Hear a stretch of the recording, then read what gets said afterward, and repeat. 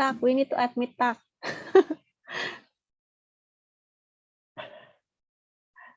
Tak is already here. And Aisa is already here. Should we admit all participants right now?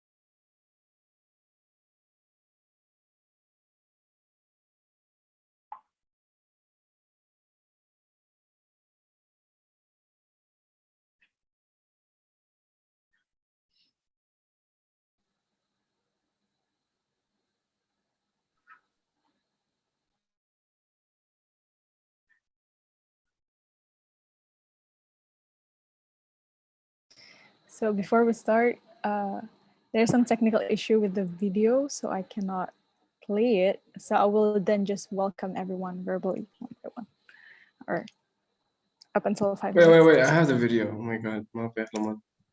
Okay, thank you, Fabian. And I edited the video. I forgot. Sorry.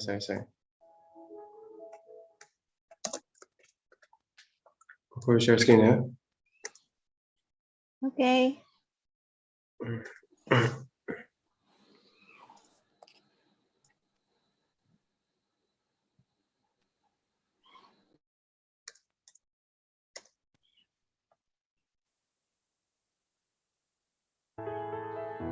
think now we can start admitting participants, Maya.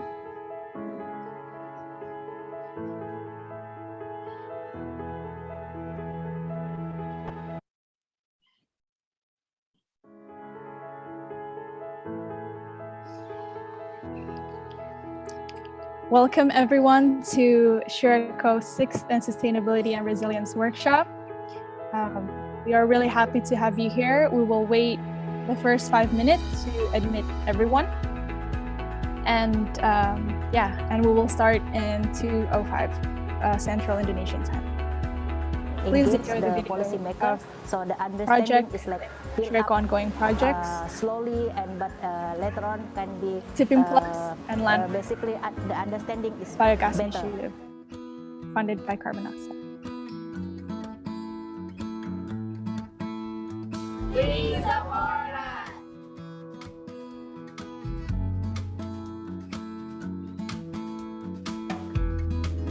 Untuk yang lain juga berguna untuk memasak. Kemudian ada lagi gunanya untuk lampu itu. Jadi kami juga mengurangi daripada pembelian gas di dapur itu. Nah, kalau manfaatnya terutama di serurinya itu memang luar biasa. Kalau dulu kotoran masih mentah itu dipakai di tanaman, bisa kadang-kadang keracunan tanamannya karena masih mengandung gas itu.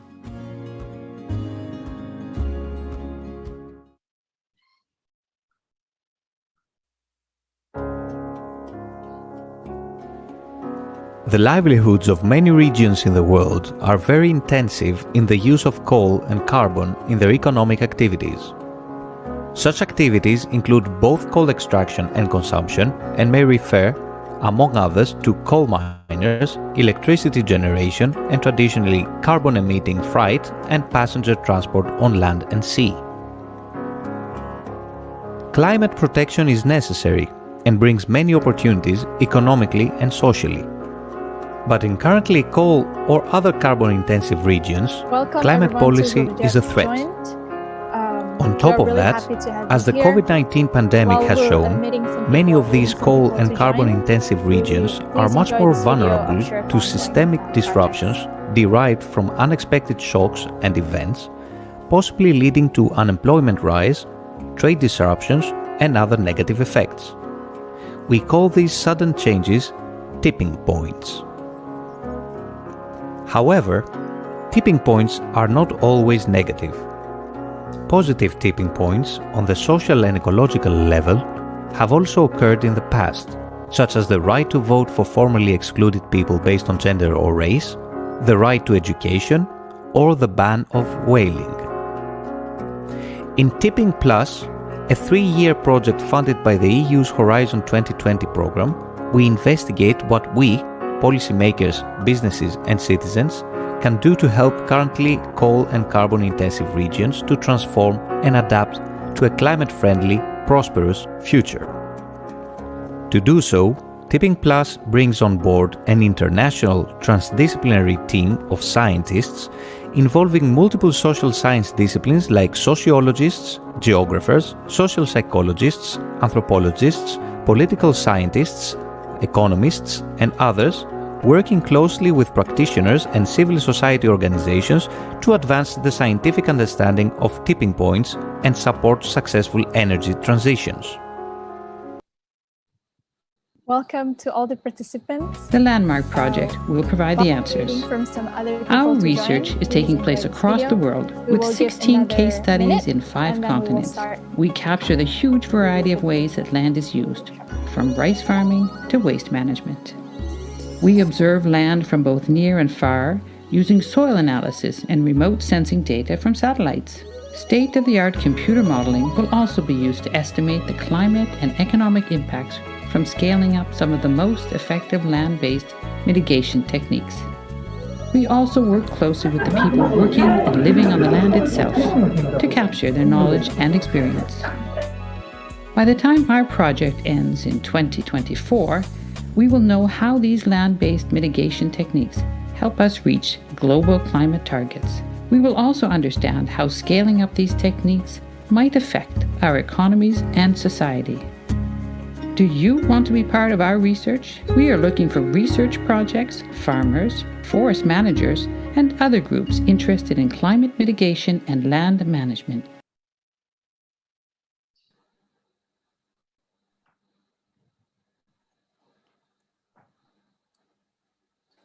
Thank you. Thank you everyone for enjoying the video. Now I would like to officially open the 6th Sustainability and Resilience Workshop titled Unlocking Possibilities in Achieving National Determined Contribution Target from Energy and Land Use Mitigation Sector. My name is Amanda Ramadhani and I will be the moderator for today. First and foremost, I would like to welcome everyone. Good afternoon to our participants in Indonesia. Good morning to our participants in Europe, and good evening to all participants in every other corner in the world. We are really happy to have you here, and hopefully this workshop will give you insights about SureCo and also about our projects and how we can find the collaboration. First, I would like everyone to know that this workshop was made possible to our project partners funding from the European Union Horizon 2020 Research and Innovation Program under grant agreement number as stated in the slide, and also the GIZ IKI Small Grant funding that as stated in the slide as well for the project number. I would also, like some of you have known and have joined us to our previous workshop this year, we have held the first kickoff workshop back in March and the second workshop back in May. And this is the last event of our annual workshop series. And we hope to have more in the upcoming years. In this workshop, we aim to continue and seek for how and where SureCo can contribute to Indonesia policies, particularly decarbonization and clean energy transition. And most importantly, this workshop, we have a dedicated room, the gift room, to further discuss about potential collaboration that you may see fit in with our Do and Be Tank. First and foremost, I would like to thank all the guest speaker and panelists who have given us the opportunity to share their insights and expertise in today's workshop. We really appreciate for taking the time and effort in preparing for your session. First, thank you to Bapak Wayan from Ministry of Environment and Forestry, Bapak Zainal from PLN, Ibu Chitra from Institution of Essential Service Reform, Bapak Willy from Ministry of National Development and Planning, Bapak Dodi from GIZ Indonesia Explore Program, David Tabara from the Tipping Plus Project, Pilar from Ambienta, Eva from Cambridge Econometrics, and Maurice from ETH Zurich. Thank you so much for joining us here today. So next, I would like to thank all of the support from participants who have joined us here today.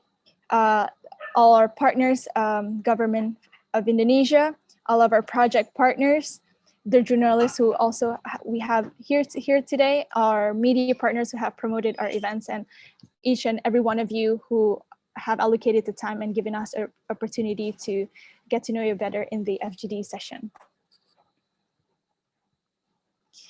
Before we proceed, I would like to let us take time to ponder about the past year, to reflect and remember, to mourn and honor those who lost their lives and loved one as a result of contracting coronavirus. Please take a moment of silence.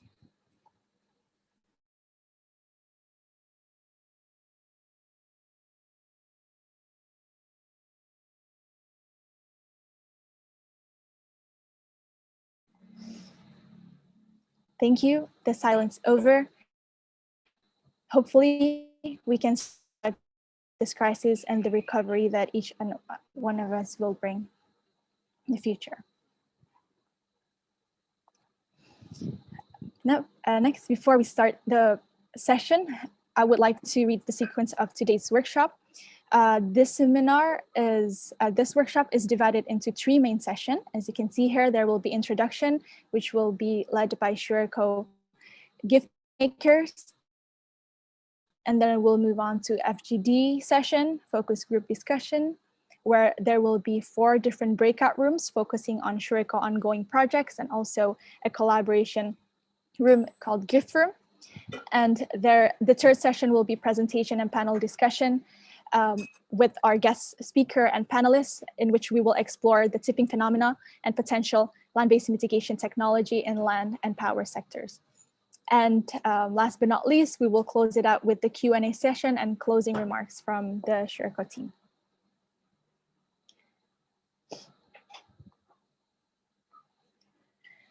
Next, to effectively conduct this workshop in a timely manner, I would kindly ask everyone to please follow these general rules of this workshop.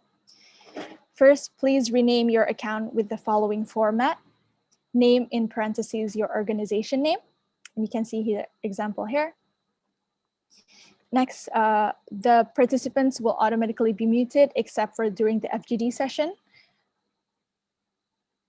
There will be an attendance form circulated by our team in the Zoom chat.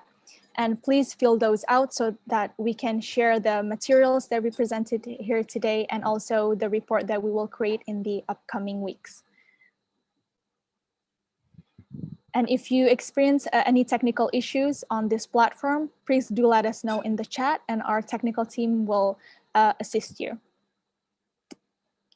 And as mentioned in the invitation, this workshop will be conducted in English, but we do have the translation to Indonesian and Japanese. So please, if you like to listen to your chosen language, please click the interpretation button on your Zoom screen and then choose the language that you like to listen to.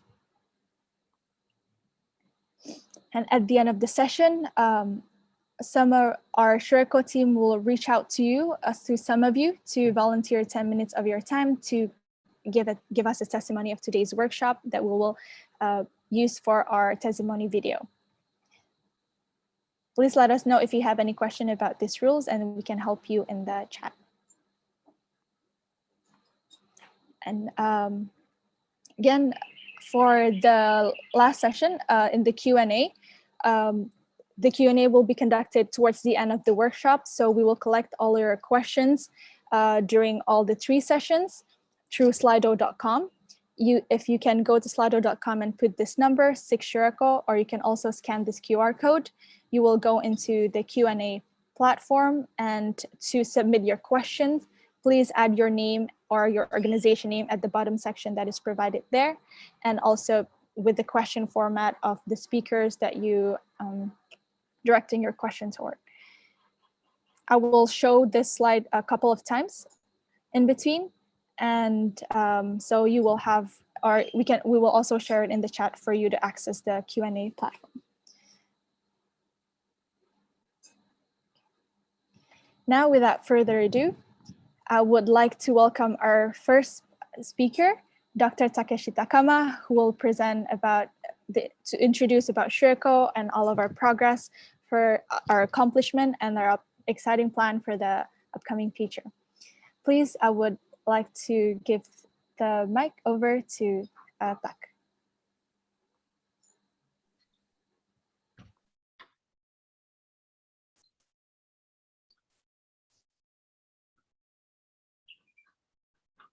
Hello. Can you hear me? Yes, we can hear you. Okay. But your screen is not on full mode yet. Oh, sure. Okay. Yes, it's in the presenter view. Okay, I do it again. Yeah.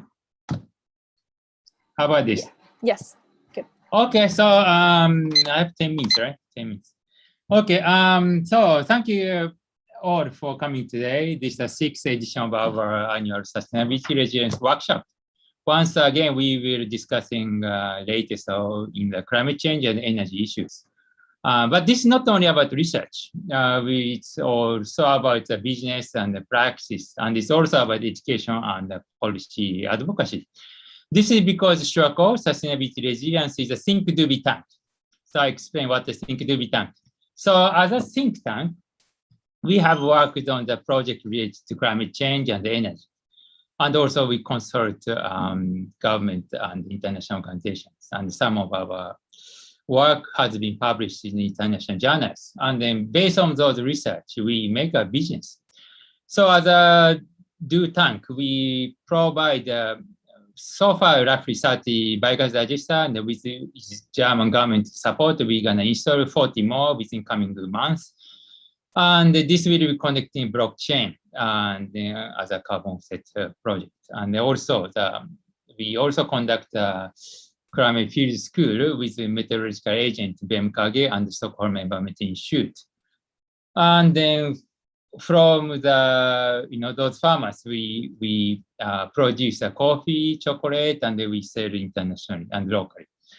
And as a B tank, we have been doing online, offline education activities, especially after the COVID.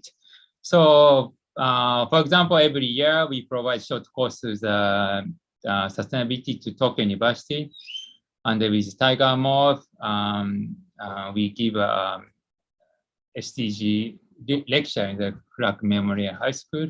And from this year, we are working on the education program with a green school in Bali based on our research and project. So this photo, this is a photo of a team installing our biogas digester at the green school, and we provide the climate field school with Indonesia government and SEI, Stockholm Environment Institute. And those coffee, we are also selling coffee. Before COVID, we actually selling coffee with the local high school. So he's my elder son. Now he's graduating, but so hopefully we can do it again after COVID. So even through the, looking at the flow of providing biogas digester, selling our coffee, and then providing education, people about climate change, you can see that Shirako covering almost all of SDGs from 1 to 17. Okay, so let's talk a bit about nationally determined contribution NDCs and the current state of climate change, which is the title of this workshop. The Paris Agreement aims to limit the temperature rise to less than 2 degrees. And hopefully, preferably, it's 1.5 degrees. This will be the one of the big talk in the next week in Scotland.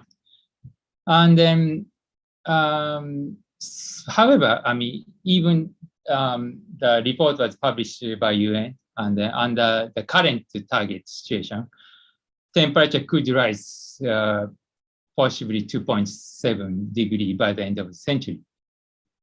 So, you know, this now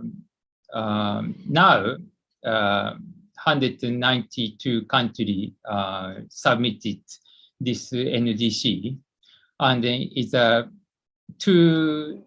for everyone set up a goal. Then the current target, 1.5 degree, we have to reduce 45% of the CO2. Even 2 degree, you know, 2 degree warming situation, we still have to decrease 25% of carbon greenhouse gas emission. However, what is the current situation? Out of 192 countries, 143 countries updated NDC. Even though they updated, current situation, it will be still only 9% decrease from the 2010. But if you aggregate it to total 192 countries, actually the CO2 will increase 16%. And then in this situation, global warming will be up to 2.7%. So this is actually the worrying situation. And then if you look at the coal situation, this figure shows the current status for electricity generation. And the coal fire power generation accounts nearly 40% of the global electricity. And China, India, South Africa having very high share. And this is actually higher than Indonesia, but Indonesia worry situation is Indonesia still increasing the share of the coal. Yeah, so actually Indonesia only country it's increasing the coal consumption for the electricity. Then if you look at the post-COVID situation, this data shows that COVID recovery package are more than double than already very high subsidy on the fossil fuel in Indonesia. In total, subsidy represents nearly 8% of Indonesia's total budget last year. This is a problem that we seem unable to escape our dependency on the fossil fuel.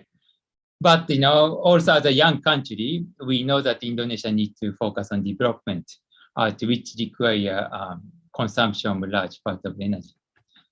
This is not just a case of Indonesia. This is a global situation. World energy demand is growing rapidly, and the International Energy Agency report and recently published, it says that energy demand, increasing the energy demand in this year could be the second highest in the history. And this energy alone already expected to take 2/3 of the emission reduction we achieved last year because of the COVID restriction. COVID last year, I think roughly 7% greenhouse gases reduced because of this energy economic constraint. But it's already, this jump because of the recovery, it's taken to 2/3 of the portion. So what measure we should take? So I think there will be lots of discussion about methane and decarbonization in this year's conference next week in Scotland.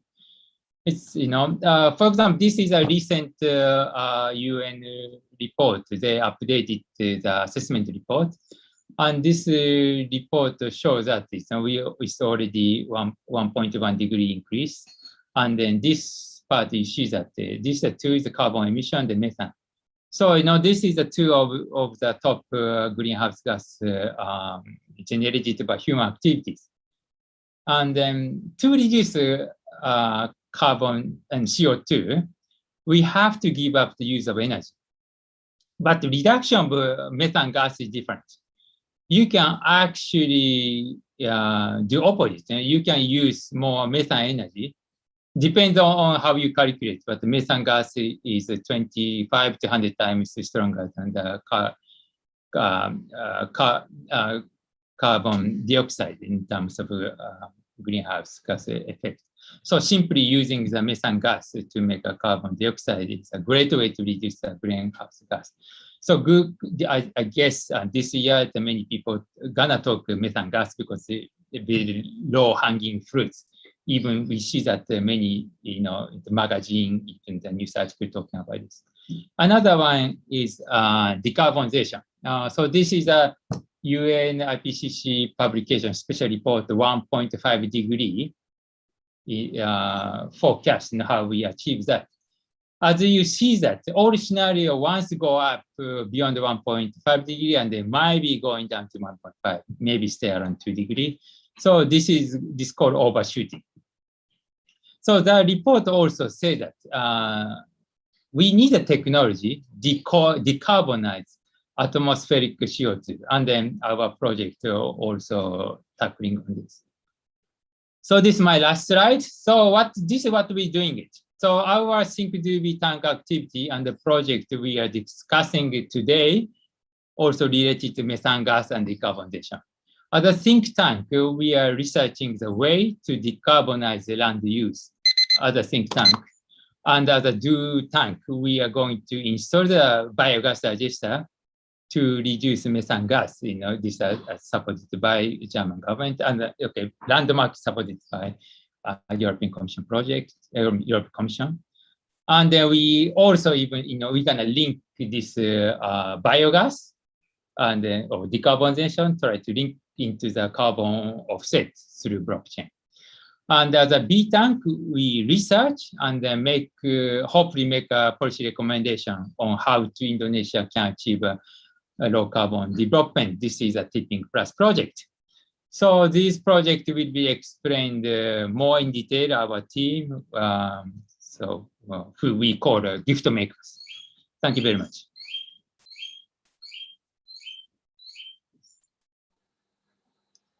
Thank you very much, Tak, for the presentation.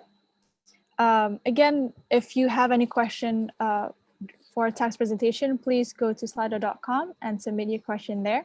It will show up and then we will collect it and address it at the end of the workshop. Sorry. Next, I would like to welcome, the second session of our introduction session as the project updates, where each of our Shureco gift makers will dive more details into the updates of our landmark projects, the biogas initiative funded by Carbon Offset project, and the Tipping Plus. So first, I would like to welcome Indri to present updates about our Indonesia case study landmark. Okay, thank you, Amanda. I'll share my screen first. Okay, does it work? Does it work, Amanda? Okay. Yeah. Hi, everyone. Thank you for joining this workshop. Thank you to all our project partners, local, national, and international stakeholders, including government, public sectors, private sectors, universities, and schools who are joining our event. So I'm Indri from the research team at Shureco. I want to present the Indonesia case study in Landmark project. So Landmark is a land use-based mitigation for resilient climate pathways, and it's a 4-year project. There are 16 partners and case studies in this project. For the Indonesia case study, we will be focusing on the decarbonization from compost and biogas. Yeah. For the Indonesia case study, we will be focusing on 2 of 6 landmark topics such as agriculture and agroforestry and biogenic waste.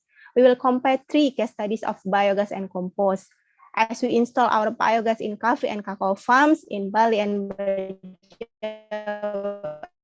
in Flores Island. We will have an agroforestry with local stakeholders in Gorontalo and North Sumatra. So we also have an agroforestry case in those locations.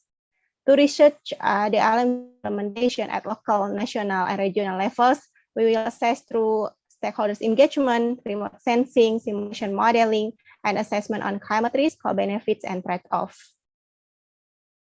After 14 months, we have already done some activities. We did stakeholders mapping and engagement with local, national, and regional stakeholders. We did scoping and collecting narratives and drafting a national LMP portfolio. Besides, we did a regional literature review of LMP.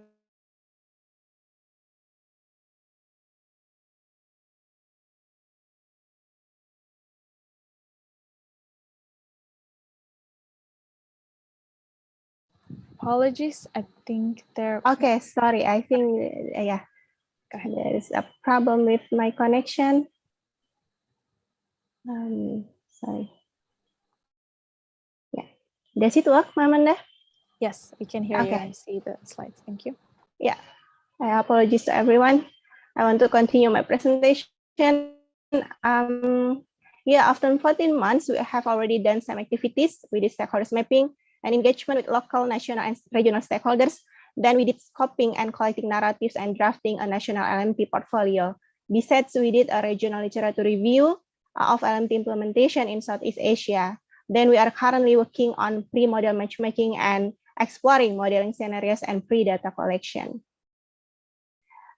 Started in September 2020, we conducted more than 50 online events with more than 4,200 participants.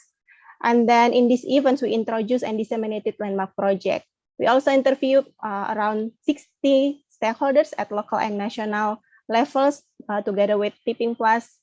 And then we published our workshop reports as we conducted 2 workshops in March and May 2021 with almost 200 stakeholders came to our workshop.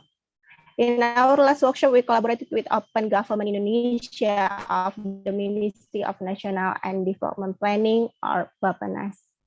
Based on our engagement, we have stakeholder profile with 61 stakeholders at the local level, and then 92 at the national level, and 30 stakeholders at the continental or regional level.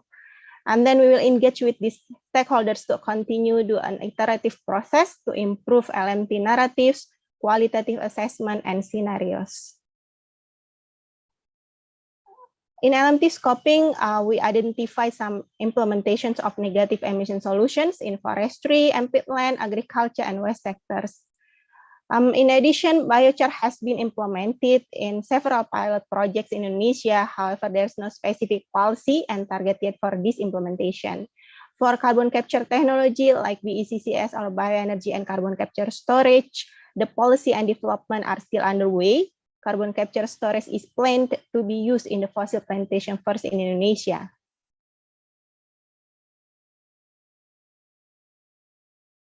As a short list of LMP scoping, we assess the narrative of LMP implementation in the forestry, peatland, agroforestry, and soil carbon enhancement sectors. In the forestry sector, afforestation, reforestation, and avoided deforestation are some. Sector Indonesia has BRGM or Mangrove and Peat Restoration Agency that has 3R programs such as rewetting, revegetation, and revitalization. In the agroforestry sector, we collected narratives of coffee and cacao farms, and in the soil carbon enhancement, we assessed biogas and compost implementation. This is one of our findings on the land cover issue. So the deforestation rate in Indonesia within 5 years in 2014, 2019 was decreasing. We can see in this table, the forest and non-forest areas slightly changed in these 5 years. So in 2019, the tree cover area in Indonesia was 59.8%. So if we refer to the updated NDC or nationally determined contribution and LTS or long-term strategy of LCCR, low carbon and climate resilience that were published in 2021, we can see that LMP implementation would be needed for climate mitigation and low carbon scenario in Indonesia. To show how narrative modeling scenarios will be conducted in this project, we can start from one of LMT implementations, such as the agroforestry case. So we do the qualitative assessment, such as collecting narratives, and then how to assess risk, co-benefits, and trades-off. Then we will assess emission reduction or carbon removal practice of this LMT. And then we can do remote fencing or soil or land mapping to check land cover or other parameters. Then we will also do the in situ measurement to verify our narratives, like biochemical assessment through soil sampling. Then we will do a quantitative assessment through economic and climate modeling to assess how this LMT implementation can contribute to climate mitigation. So last in my slide, after this session, we will have FGD or focus group discussion, and we will invite all relevant stakeholders to collaborate with us through project collaborations, data collection or dissemination, and publication activities. So see you in the FGD room. Thank you, everyone. I pass the mic to the moderator.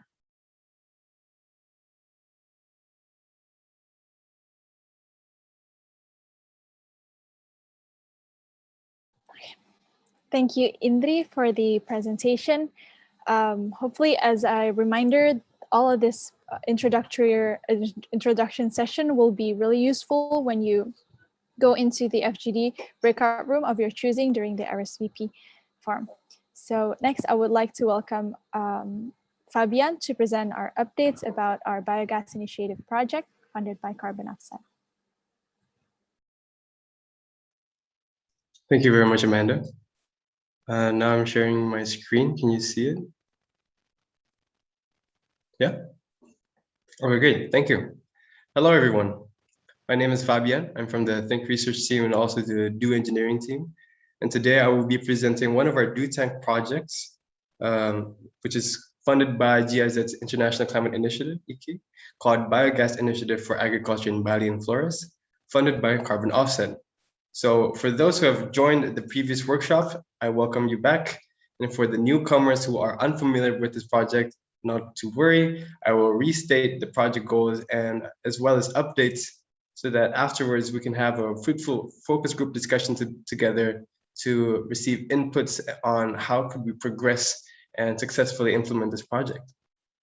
So starting with a background, for those, again, unfamiliar, this is one of our farmer in Flores, Ciprianos, with owning our biogas digester, which, as you know, creates biogas and fertilizer that is very beneficial for the rural areas.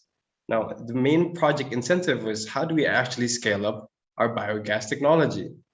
And then one of the things we saw within the biogas technology itself is its potential for carbon offset.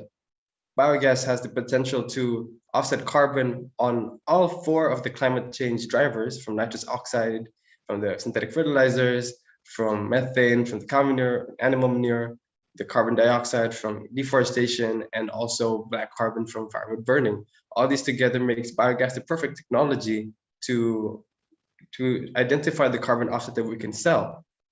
And so we started looking into that. How can we actually scale up using carbon offset?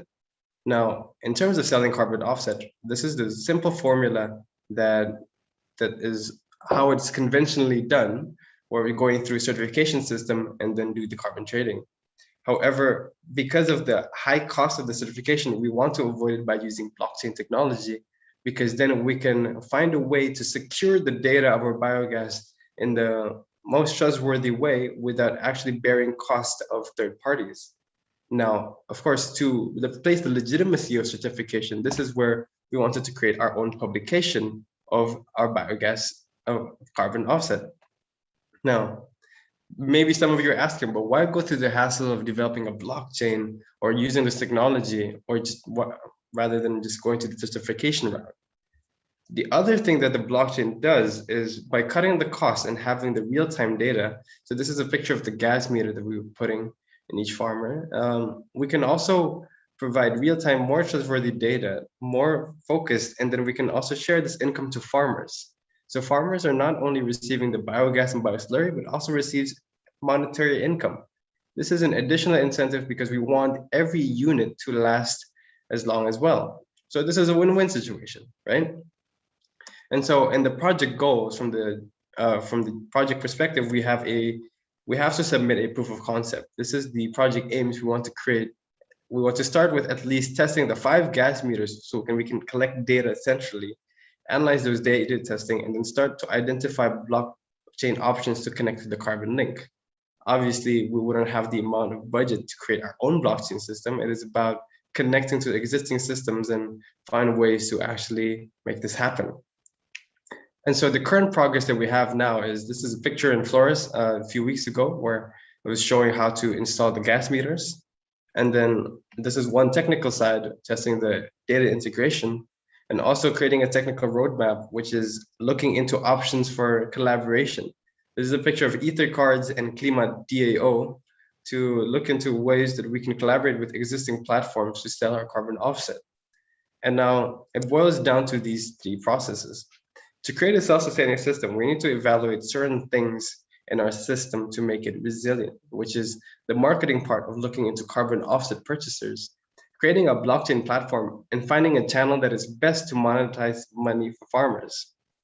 Now, of course, there are many other variables and perspectives that are not in this. This is an oversimplification of the whole project. But for today's focus group discussion, I'd like to invite anyone from those who are experienced with farmers, from those who are experienced in the marketing department, those experienced in the blockchain department, to come together and discuss how can we actually scale up biogas installation by selling carbon offset? Who and how are we supposed to market it? Which platform should we use? And how should we actually support farmers the way they need to be supported? And that is, I hope some of you can learn a thing or two from this presentation, and I'll see you in the breakout room discussions. Thank you very much. Amanda, I return the floor to you. Thank you very much, Fabian, for the presentation. Again, as Fabian had reminded, in the biogas room, we'll be focusing on that following question that have been presented by Fabian. Next, I would like to welcome Cynthia Ismail to present updates about our Indonesia case study in Tipping Plus. I will pass the mic over to Cynthia. Thank you, Amanda, for your kind introduction. I assume now you are looking. It's not on full screen mode yet.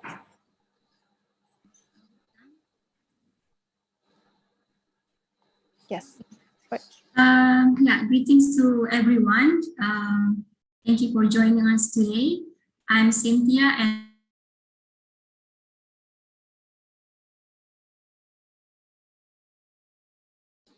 I'm sorry, Cynthia, but we cannot hear you. Maybe try turning the video on. Let me try. Sorry for the technicalities. Can you hear me now? Yes, much clearer. Okay. Thank you. So yeah, I'm very much involved in Tipping Plus project for Indonesia case study. And this is also a part of Syukur's B10 project, as Takashi mentioned. In general, the objective of Tipping Plus is to enact positive tipping points towards clean energy in coal, carbon-intensive regions, including Indonesia. So, Tipping Plus project in Indonesia is actually driven by 2 reasons. First, by the fact that how rural areas still highly rely on firewood. That is also responsible for greenhouse gas emissions. We also want to identify how the electricity sector could be transformed toward clean energy. And we start from 2 different regions or provinces, which are Banten and Bali, as the example of coal and carbon-intensive regions. As many of you may know that Banten and Bali are connected to interconnection grid when we talk about electricity system. Meanwhile, in which Banten province is one of the provinces currently having the highest installed coal power plants. Meanwhile, Bali province, as most of us know, this province is well recognized as a province with the projected rapid economic growth compared to other regions, due to the tourism sector. So with their characteristics, we want to explore how such regions could tip or transform towards clean energy, and later on can be a reference for upscaling at the national level to contribute to the policy making, as previously mentioned by Takashi. And focusing in rural areas, I think all of the projects that were just mentioned, we will focus particularly for biogas technology, how this particular technology can substitute the firewood usage, but also doesn't limit to when we want to upscale into the large scale. And meanwhile, for the power sector, we look at the different clean energy options. To update you regarding this project so far, from the last year, we have been actively engaging with diverse stakeholders to identify to which direction or how we can move from coal and carbon intensive activities towards clean energy, by also at the same time ensuring this transformation could bring social ecological benefits that we collect from the stakeholders in the forms of a narrative. And when we discuss with the stakeholders, the first thing that we usually discuss is the historical event that trigger the ongoing transformation process, followed by the stakeholders' capacities and their intervention, driven by also their visioning as a motivation, how we transform the current situation towards positive trajectory, in this case, towards clean energy. And later on, we will assess the effects from those aspects in multidisciplinary manner, from socio-economic, policy, and so forth. And so far, from these kinds of engagement, interviews, and observation, in addition to desk research, we have engaged with various stakeholders, and we have engaged from governmental agencies, local entities, and communities, NGOs, and so on, as you can see here on the right side. And I would say this is quite an inclusive engagement, so that to provide a better understanding how we can shape future alternative pathways of our energy system.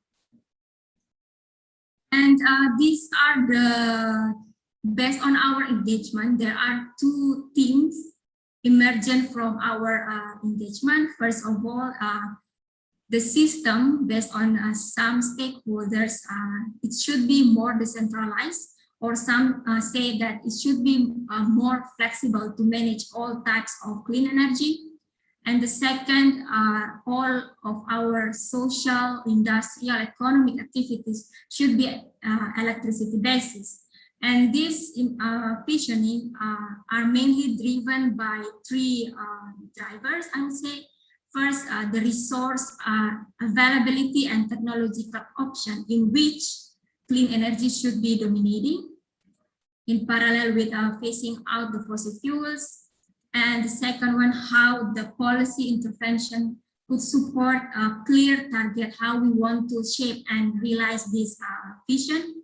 And last but not least, the key agent, how their interaction could lead to a multi-level innovation, driving our current situation towards clean energy.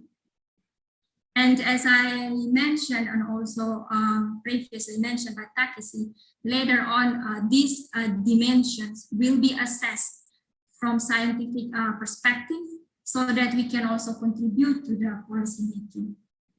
So therefore, I would like to invite all of the participants to enrich our understanding in shaping our future energy pathways of Indonesia later on in Fgd Session, particularly to understand how the clean energy resources are managed among the key agents, so that we can optimally move towards clean energy. So please bring your expertise, your knowledge, your information to enrich the Fgd Session. And yeah, with this slide, I would like to thank you all for your attention, and looking forward to our discussion for the rest of this workshop. Thank you very much.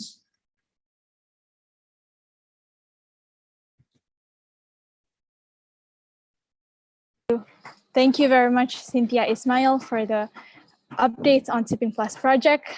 Again, everyone, just as a reminder, all of the presentation that have been all the presentation from our Shuriko gift makers, all a brief introduction of what we will be discussing in the each FGD room. Now, I would like to welcome to the second session of today's workshop, which is the focus group discussion. But before we jump into more details on how will be conducted, the format, and then how will be what are the breakout rooms, I would like to kindly ask everyone to please turn on their camera so that we can take a quick picture screenshot of everyone before we go into different breakout rooms. I will count maybe 5 seconds before I take picture of everyone.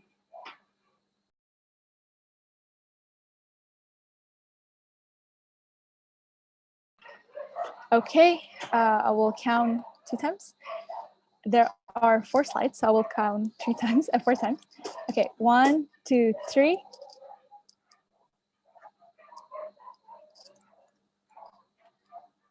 Okay. Second number. Yes. 1, 2, 3. And then now room number 3. 1, 2. And then room number 4. 1, 2. Okay. Thank you, everyone. Thank you for your bright smiles. You're really brightening up my day today. Now I would like to officially welcome to the FGD session. I will briefly introduce the format just as a reminder and of how all the Shuriko gift makers have presented. The aim for today is to find how we can collaborate with each and every one of you. And in today's FGD, everyone, the facilitator will delve into more details on how we can synergize the updates on our projects and find potential collaboration from there.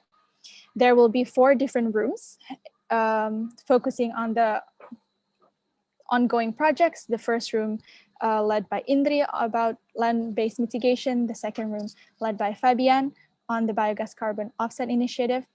Third room led by Cynthia on clean energy transition. And the fourth room will be led by several gift makers, Isma, Okta, Sarah, and Maya. And they will present about their accomplishment and their exciting upcoming plans for the next years. So if you, and Dr. Takashi Takama will also be jumping around to different rooms, but also be assisting in the gift room.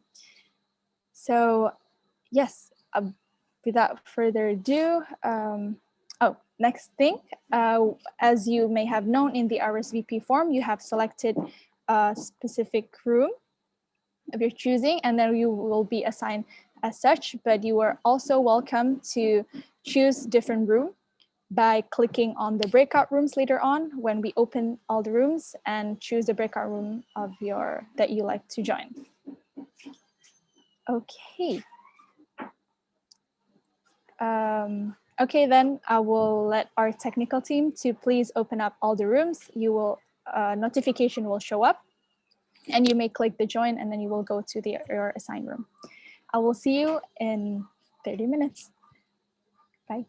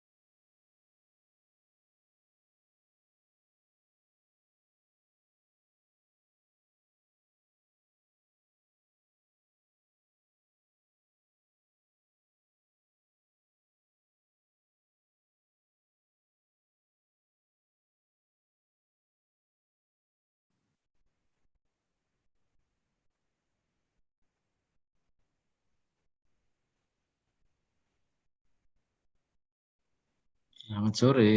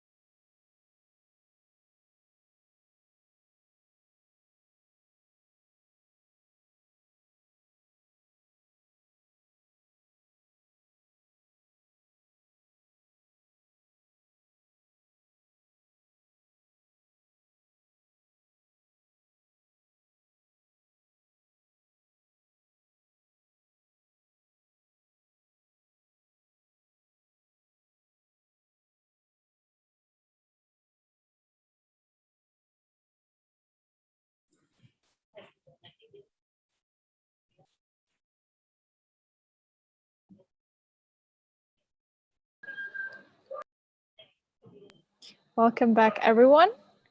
I am sorry for mainly in the tipping classroom, got cut off in the discussion. So we will continue. Can you see my screen? Hold on, I'm sorry. Okay, welcome back, everyone, to the general room. I hope you had a fruitful discussion. I was in the tipping classroom and we had an interesting discussion from several different stakeholders have different perspective on the solar energy deployment. Now, before moving on to this third session of the workshop, I would like for all the leads of the breakout rooms to briefly present about their discussion. And yeah, and then we will move on to, and we will allocate the time for everyone to submit their question if they have, and to be addressed at the end of the workshop. So maybe first I'll welcome Indri to present the discussion in the landmark room. Okay, unfortunately, we didn't finish our discussion due to the time limitations. So we apologize for everyone. So we have some questions that need to be answered, and then we will keep the questions, and then we will ask to stakeholders. Yeah, we would like to ask the stakeholders the questions to stakeholders, and then we will share it to the landmark partners after we get the answer from stakeholders. Okay, I will share my screen. So in landmark room, or in the first room, we discuss about SWOT analysis of LMT's implementation or land-based mitigation techniques in Indonesia. So we have two LMTs here, Agroforestry and biogas and compost. So mainly we discuss about the first one. We discuss about the potential. We discuss about the potential waste management or the potential organic waste from livestock and industrial. So we have Pak Harif from Asindo. So in the industrial scale, we can upscale our biogas, compost, biochar, and other co-benefits or co-products to be a bigger scale because it's industrial scale.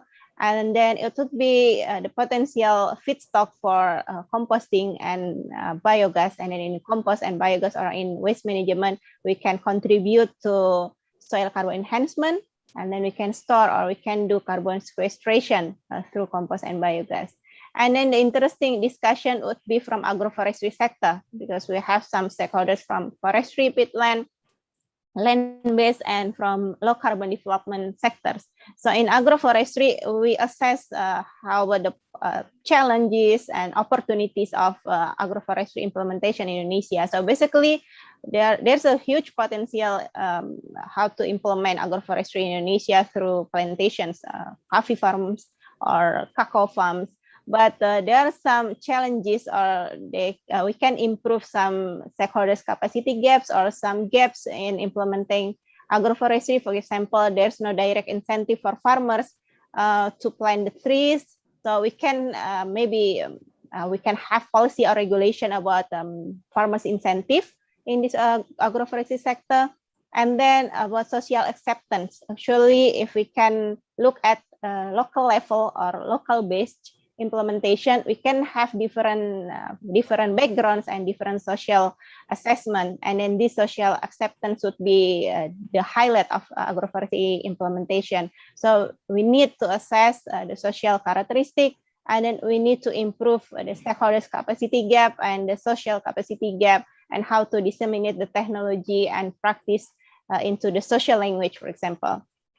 But there are some questions related about carbon sequestration, and then how to close the gaps and how to implement this LMT into, for example, how to get more benefit and more how to minimize the trade-off. So we can keep the questions and we can ask local and national stakeholders, and we will share the answers to relevant partners after this event. So maybe that's all from the first room. I will pass the mic to the moderator. Thank you. Thank you, Indri. Next, I would like to welcome the Do room, Fabian, to present about the discussion in the biogas initiative. Thank you, Amanda. I will share my screen. Yeah, can you see my screen? Yes. So this room was, unfortunately, we're missing some of the team that I was expecting to see more experience in the blockchain and carbon offset realm. Regardless, I think there was some valuable discussion regarding the potential to collaborate with Dinas Pertanian in terms of receiving biogas, and then there were just simple but very useful questions that we need to think about in terms of implementing the project. So the questions weren't really there to really need answers in the FGD, more like it also could stimulate more questions. So I'll start with the first question: is what are the potential challenges of selling carbon offset? This question was asked really to understand what needs to be done from our side and anyone's side when doing this project. And Rizky from GIZ had a lot of input regarding the most important, the blockchain part may not be necessarily the most difficult part. It is actually the certification part and validating everything in the last mile. So how the data is integrated in the gas meters and how it is transferred is really important to make sure that that value is true. And to do that, that goes to that self-certification, which is a bit tricky because we need time and research involved. Moreover, once we create our own blockchain system, say a token, then there's also another aspect of studying the carbon market and how do you actually incentivize people to join our community and creating this and have people want to sign up for this token, which is why the other alternative was to create this dynamic NFT. Instead of selling a carbon offset and competing with the carbon offset market, why not create an NFT that could represent a nature-based solution, so beyond just carbon offset, because that also has an established market of people in this NFT. So then that is just an example of ideas that we can execute. And then the last one, what's important is we want the farmers to be able to receive what they should receive, which is, for example, income. Someone pointed out that on top of income, farmers also need other things that could help them monetize their income, which is the capacity building. Capacity building the farmers, which is using social media with skills they don't have. One of the things Risky mentioned was perhaps the focus on creating a blockchain system should be, what should we do to do the things that blockchain can't do? So finish and finalize those ideas first before actually involving this technology. And then the other side was, how do you find farmers, incentivize them to use these platforms? One of which was inspired by a partner who's not here today, which is creating a banking system for farmers. Bali is very unique for having a 100% electrification rate and a lot of farmers with smartphones. However, there are also many farmers without a valid ID, and this is where a bank, a customizable banking platform could exist that we could collaborate with. In short, I think there was a bunch of small, tiny things that is very useful for us to understand how to execute the project. And I think we have some routes where we can collaborate with some people and doing this last part of the project. So that's all that I'd like to share. Thank you.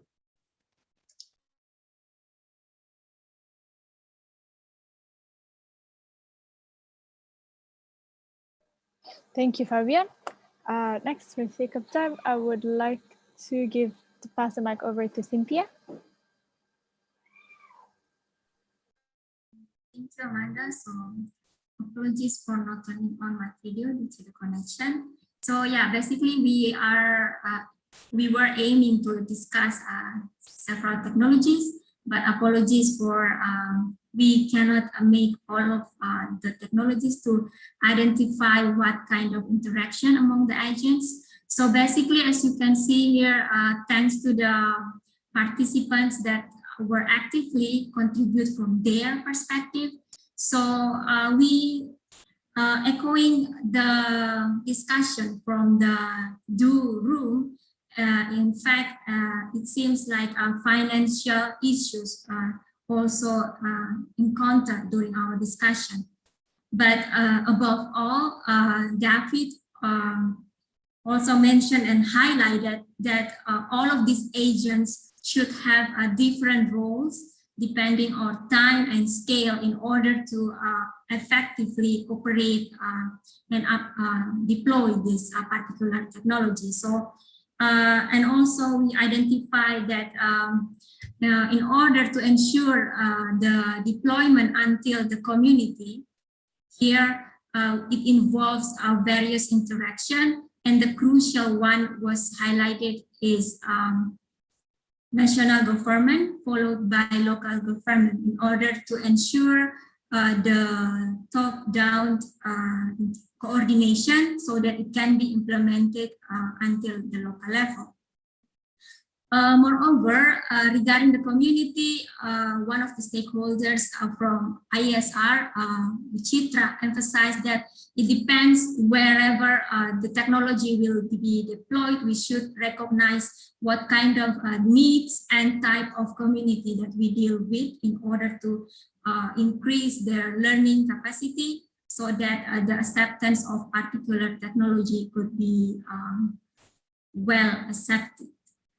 More or less, that I can cover. And last more things that we cannot miss is the role of the private sector, in which in fact there is an interaction to the community. If we think about solar energy for the household, in fact, the business sector has some funding, and we call it as a CSR, corporate social responsibility. And this could be also utilized in order to enforce solar energy deployment at the community level. I think that's what I want to share regarding Tipping Plus FGD. Thank you very much. Thank you, Cynthia, for the report of the discussion in the Tipping Plus room. Last, I would like to give it to the gift room. Perhaps either Okta, Isma, Sarah, or Maya to present about the discussion in there.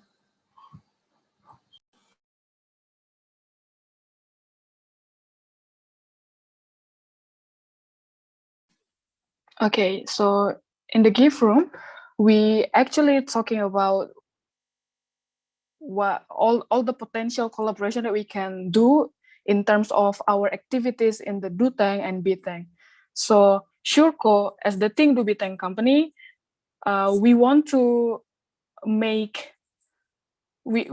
collaborate with more collaborators in terms of becoming the sustainable,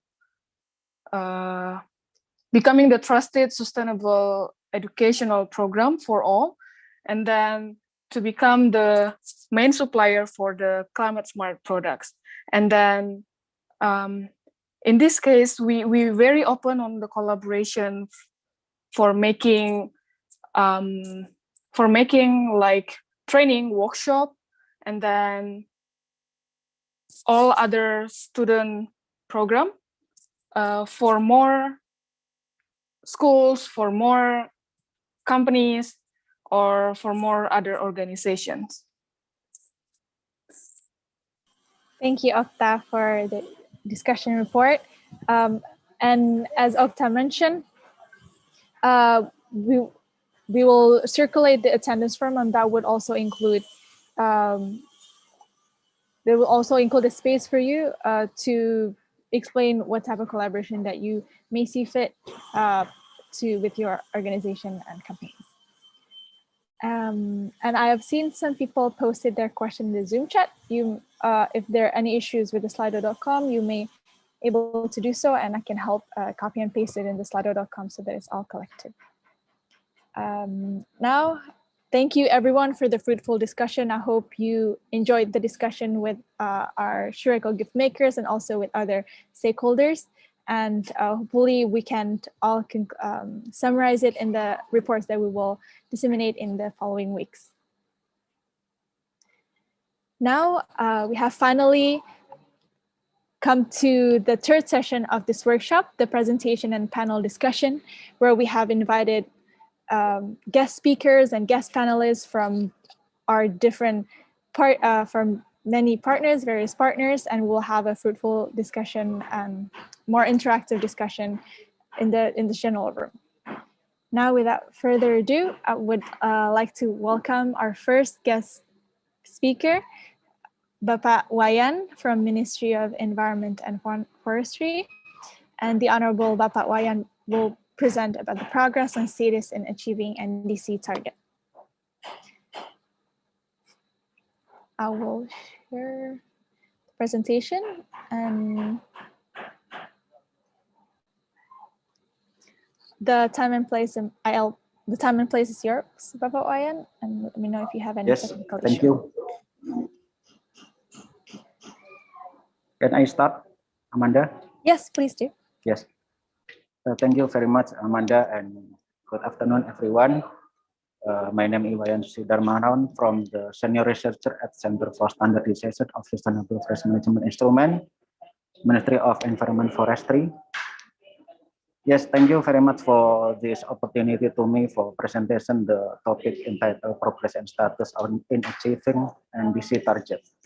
I think this topic is very important for us after Indonesia submit the updated NDC and also document of long-term strategy, low carbon and climate resilience by 2050 to the UNFCCC. Next slide, please.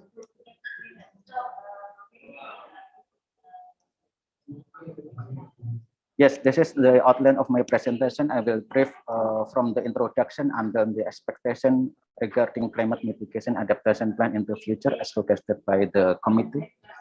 Next slide, please. Yes, as we know that Indonesia has 190 million hectare terrestrial area, and the forest cover area in Indonesia belongs to the third largest tropical forest in the world. And the provinces of the island of Sumatra, Kalimantan, Sulawesi, and Papua having significant forest cover area, and then the potential of forest cover area in those islands is very high contribution significant to the achieving NDC target. Next slide.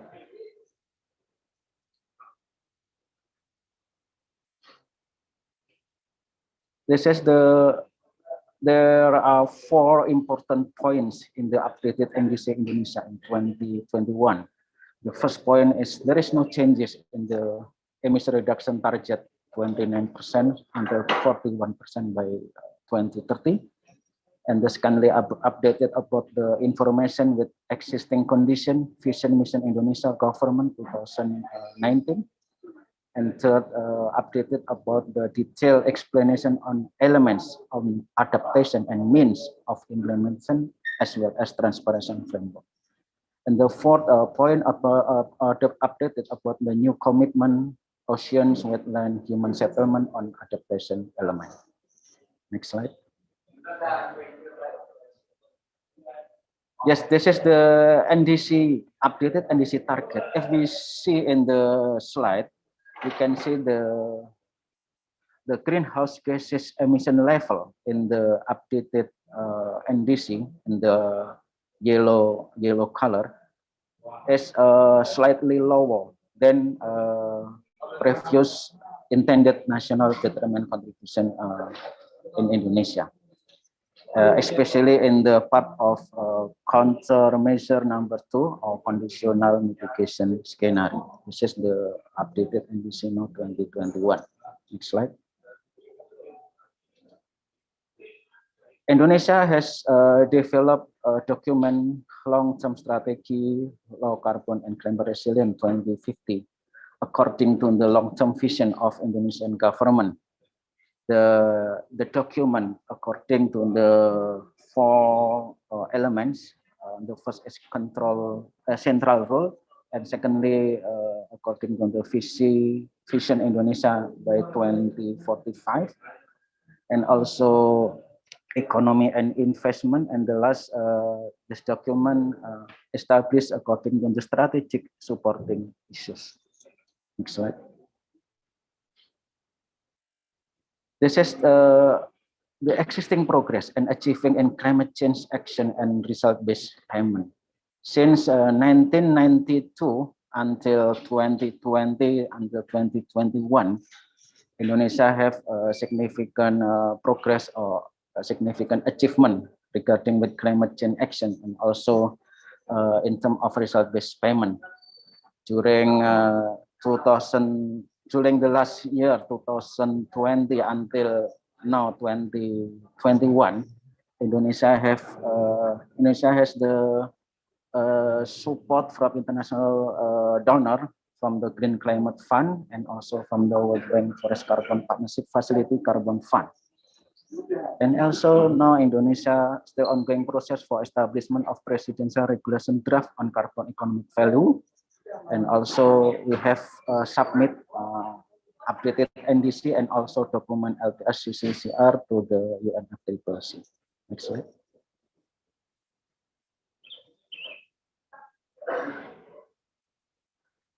To achieve the mitigation target of climate change, Indonesia has issued a number of key regulations. Very important here. There are 3 regulations is very significant to contribute reduce emission.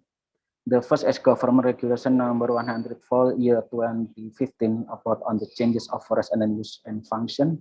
Secondly, about the presidential instruction number 5 2019 about the termination of new permit and improvement of primary natural forest and peatland governance. And third, about the government regulation number 46 2016 about strategic environmental assessment.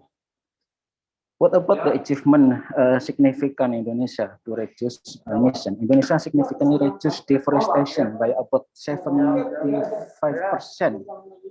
From 0.46 million hectare in 2018-2019 to the 0.12 million hectare in 2019-2020. Besides that, several programs have been also launched for accelerating the rehabilitation of the land, as sample for the social forestry and rehabilitation program and multi-permit policies for forest consensus that allow you to use the degraded land for agriculture in the form of agroforestry. Next slide, please.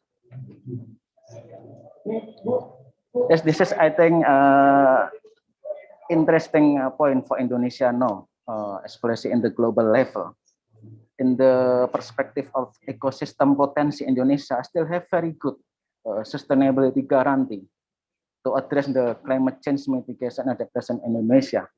And this is evidenced by the Agroforestry 2021 published by Global Footprint Network in this year, 2021. In this term, Indonesia is in the position of the country with the fewest remaining just in 2021, which shows next generation will not lose much of their natural resources due to current use of natural resources. In this regard, Indonesia is able to use its natural resources sustainably for future generation. Next slide. This is the drivers lead to complete the NDC and low carbon development and plan. And there are two groups of driver to lead that. The first group about the policy and integrated development planning, and the second group about the implementation and good governance. For the group driver policy and integrated development planning, we identified two main sub-driver like initiative and development of policies goals supporting mitigation adaptation action, as well as internalization of mitigation adaptation action program into regional planning. I highlighted here how to internalization mitigation into regional planning. And the second group about the driver implementation and good governance, the implementation of mitigation adaptation action involve all stakeholders from the national level to the state level. And then good governance will play an important role in effort to mitigate and adapt to the climate change impact, which include the governance of social, economic, and ecological system. Next slide. Yes, this is the benefit or outcome from updated NDC and LCCR plan. The firstly about is the outcome is implementation of overseas technical cooperation in technology and private sector development is getting stronger, such as for mangrove rehabilitation, land rehabilitation, green industry development supported by green energy. The second benefit is about the target net zero emission, where taking into account economic growth, climate resilient, and also equitable. And the third outcome is ambition to adapt to climate change by incorporating more concrete action, and being more integrated with other important issues, such as biodiversity and also desertification. Next slide, please.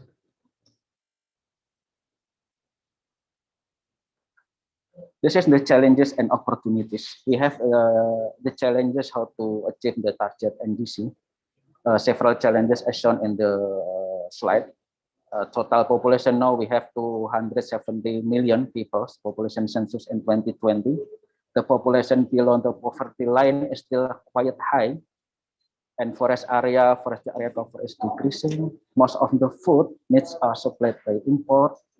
And we have also challenged about the threat of natural disaster, especially in the impact of climate change like hydrometeorological disaster. Also, we have challenges about the approach of a multi-stakeholder and multidisciplinary, as well as a program of implementing activities that have a large impact. What is the opportunities for Indonesia to achieve the NDC target? The first is about the strategy for implementing green economy in the forestry sector and the environment. And the secondly is Indonesia have very good potential of natural ecosystem. So this item is very important at the global level for emission reduction, especially for carbon dioxide. Next slide, please.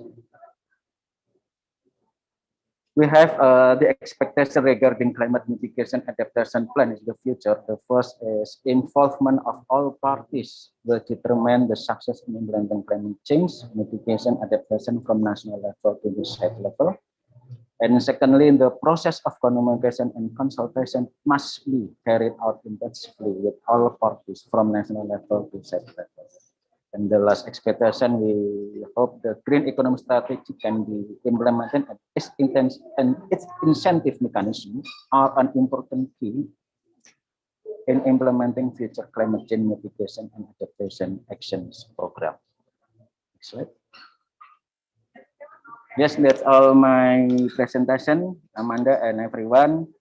Thank you very much for your attention. Thank you very much. Wassalamualaikum warahmatullahi wabarakatuh.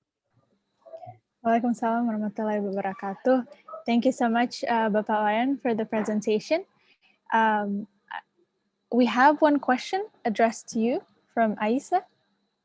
I think due to time, I will move to the first Q&A session with you, and then for the rest of the question, we will address it right after the panel discussion. So maybe the first question by Ais is, how are the regulations banning forest and peatland conversion monitored and enforced? And are the Earth observation or remote sensing monitoring system adequate here? It's in the chat if you like to address. Yes, in Indonesia, especially in the Ministry of Environment and Forestry, we have the division for monitor and observe the forest cover area using the high-tech remote sensing monitoring system. We have National Forest Monitoring System that have been developed by Ministry of Environment and Forestry, and I think this is a very good system good for Indonesia. We have all agency in each province to monitor the forest cover area, and the regulation is very important to monitor the successful, not monitor the physically, but the monitor for the evaluation, for check the gaps between implementers and the national and the subnational level, how to manage the peatland, and also manage the conversion activities from the national to the national, subnational level. Thank you. Aisa, would you like to ask a follow-up question, or we can move on to the next question? Yeah, no, the reason I ask, of course, there's forest monitoring going on. I would presume that Indonesia deploys that technologies as well. I would be curious if there is any, are there any, let's say, gaps or quality issues with that? Because a lot of the remote sensing systems still make use of models and assumptions. So how well is the coverage? And if there are any gaps, does it frustrate any enforcement activities? Because if you have a perfect measurement system, are there any issues with enforcing? At least that's what I see in other countries as well. So is there room for improvement there? Yes, thank you, speaker. Yes, actually we concern that Indonesia have a large forest area from the Sabang until Merauke. It is very difficult to cover all with the maybe high remote sensing imagery, maybe. But we use the moderate imagery, satellite imagery, and then validated using the high resolution satellite imagery in all parts of Indonesia. We make the several sampling in several parts of Indonesia in the province, and there is some gaps to improve for this, especially how to validate the interpretation from the national level to the subnational level until to the site level. That is the gaps to be improved in the next for how to improve the remote sensing technology in terms for monitoring and observation of forest cover area. That's my answer. Thank you. I would like to move on to the next question. I think it's by Maurice from ETH. In the chat, asks what schemes exist in Indonesia to monitor the greenhouse gas sequestration or emission of different land use types, especially under land use change? Yes, Indonesia has the procedure to monitor greenhouse gas in Indonesia, especially from the procedure, from the regulation. I think it's very is enough and very complex to be implemented from national level to the subnational level. And yes, in the next maybe the monitoring of greenhouse gases is should be in line with the national methodologies, with the national and subnational circumstances, not only international standard, but also how to make the methodology in line with national methodology and subnational circumstances. Thank you. And I think due to time, one last question is by David. What kind of capacities are lacking and needed to implement these plans? Yes, thank you. What the capacities are lacking and needed to implement this plan? The first is about the capacity for validate and verify the forest cover area in the subnational level and site level. The secondly is the capacity to develop the system for forest cover monitoring system in the subnational level. And the third is, of course, the capacities for developing how to increase the capability for the local government for monitoring, for evaluation, for implementation of all program emission reduction in line with the safeguard implementation in subnational level and national level. That the capacity should be improved in the future. Okay. Great. Thank you so much, Bapak Wayan, and thank you for all for asking the question in the Zoom chat. I think due to time, Bapak Wayan has to leave early and cannot join us in the panel discussion. So we really appreciate for taking the time and effort to be here, Bapak Wayan, and share your insights on the NDC target. Thank you so much. Okay, thank you. Welcome, Amanda and everyone. Also, nice to meet you all. Thank you. See you again. Thank you. See you, Pak. Yeah.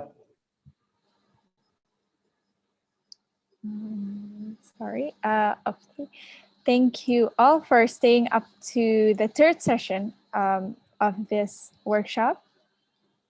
Now, I would like to welcome everyone to the last session of the interactive panel discussion.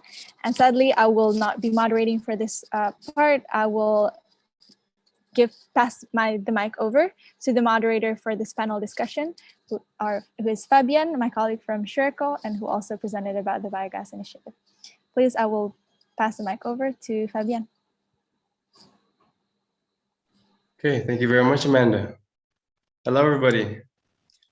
We have finally come to the last session of this workshop, which may be the most exciting and most fascinating part to me. Let me reintroduce myself. I'm Fabian from the SureCo Think Research and Engineering team. I will be moderating this interactive panel discussion. And I'd like to thank again everyone for staying up until this point. I hope you're still listening, or if you're still around. And I want to emphasize how much of a unique time that we're living in to be able to gather everyone from different time zones in this one virtual room. We have 8 wonderful panelists here today, and it is such a rare occasion to have everyone in their busy times come here. So I'd like to take time to appreciate all the panelists for making time in the session. And I'd like to introduce them one by one. The session is, we've invited researchers and local and national governments to talk about their experience regarding the tipping phenomena and land-based mitigation adoption in different sectors, mainly the land use and energy sector, and how at the end of this panel discussion, if possible, we can create some output for Indonesian policymaking. So let me first introduce the speakers one by one. First, foremost, we have Pak Zainal Arifin, the Executive Vice President of Engineering Technology at PLN, state-owned company in Indonesia that regulates the whole entire electricity system. And then you have Bu Malaysia Citraningrum, the Program Manager at IESR, which is Indonesian think tank that is focused on accelerating Indonesia's energy transition. Next, we have Pak Willy Sradani, who is the head of the LCDI Secretariat of the Ministry of National Development Planning, also known as BAPENAS. LCDI is also known as the Low Carbon Development Initiative, which aims to maintain economic and social growth through lowering greenhouse gas emissions. Next, we have Dodi Setiawan from GIZ's Explore project, Strategic Exploration of Economic Mitigation Potential through Renewables. And now I'm going to introduce our researchers all the way from Europe and internationally. First, we have David Tabara, which is the Tipping Plus coordinator, part of the, as you know, Tipping Plus Clean Energy Transition. We have Pilar Martin from the Research Development Scientist at Ambienta, a private Spanish enterprise which is focusing on rural, natural environment, and agriculture and the forestry sectors. We have Eva Alexandri, the technical manager at Cambridge Econometrics, an SME specializing in applying economic modeling data for forecasting and policy analysis. And last but not least, we have Moritz Laub from the Sustainable Agro-Ecosystems Group at the ETH Zurich, which focuses on feedbacks between the agro-ecosystem management options and biogeochemical cycling. So that is a lot of speakers and a lot of insights that we think we can gather today. And before I jump into and start this, I would like to remind some general rules for the session. I'd like for all participants to stay muted and for all the panelists to be ready to be unmuted when I call you. We have a short amount of time, so we'd like to keep each responses short and with a maximum of 1 minute. My apologies if I have to interrupt in the middle of your speech, but so that every speaker has the chance to speak, I may interrupt and try to speak in a slow and concise manner. We also have translators, interpreters who will translate what you're saying in Indonesian. And so again, reminder that those who want to listen to the Indonesian version, you may click in the interpreter setting. So without further ado, I'd like to open the floor to talk about the topic of today, which starts with the tipping phenomena. And to do this, I'd like to have a few words from David. If you can share a little bit of what exactly is the tipping phenomena, what you find interesting, and maybe even a quick example or what you expect in the Indonesian context. Yes, I've been told that I have, thank you very much, Fabian. I've been told that I have 3 minutes to introduce this. Can I share my screen? Oh, sure. Then yeah, please. Okay, so can you see it? Yeah. Okay, so yep, sorry, that was not the one. Sorry.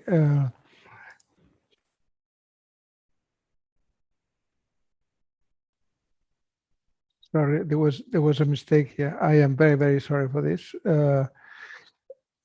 Okay, is this one?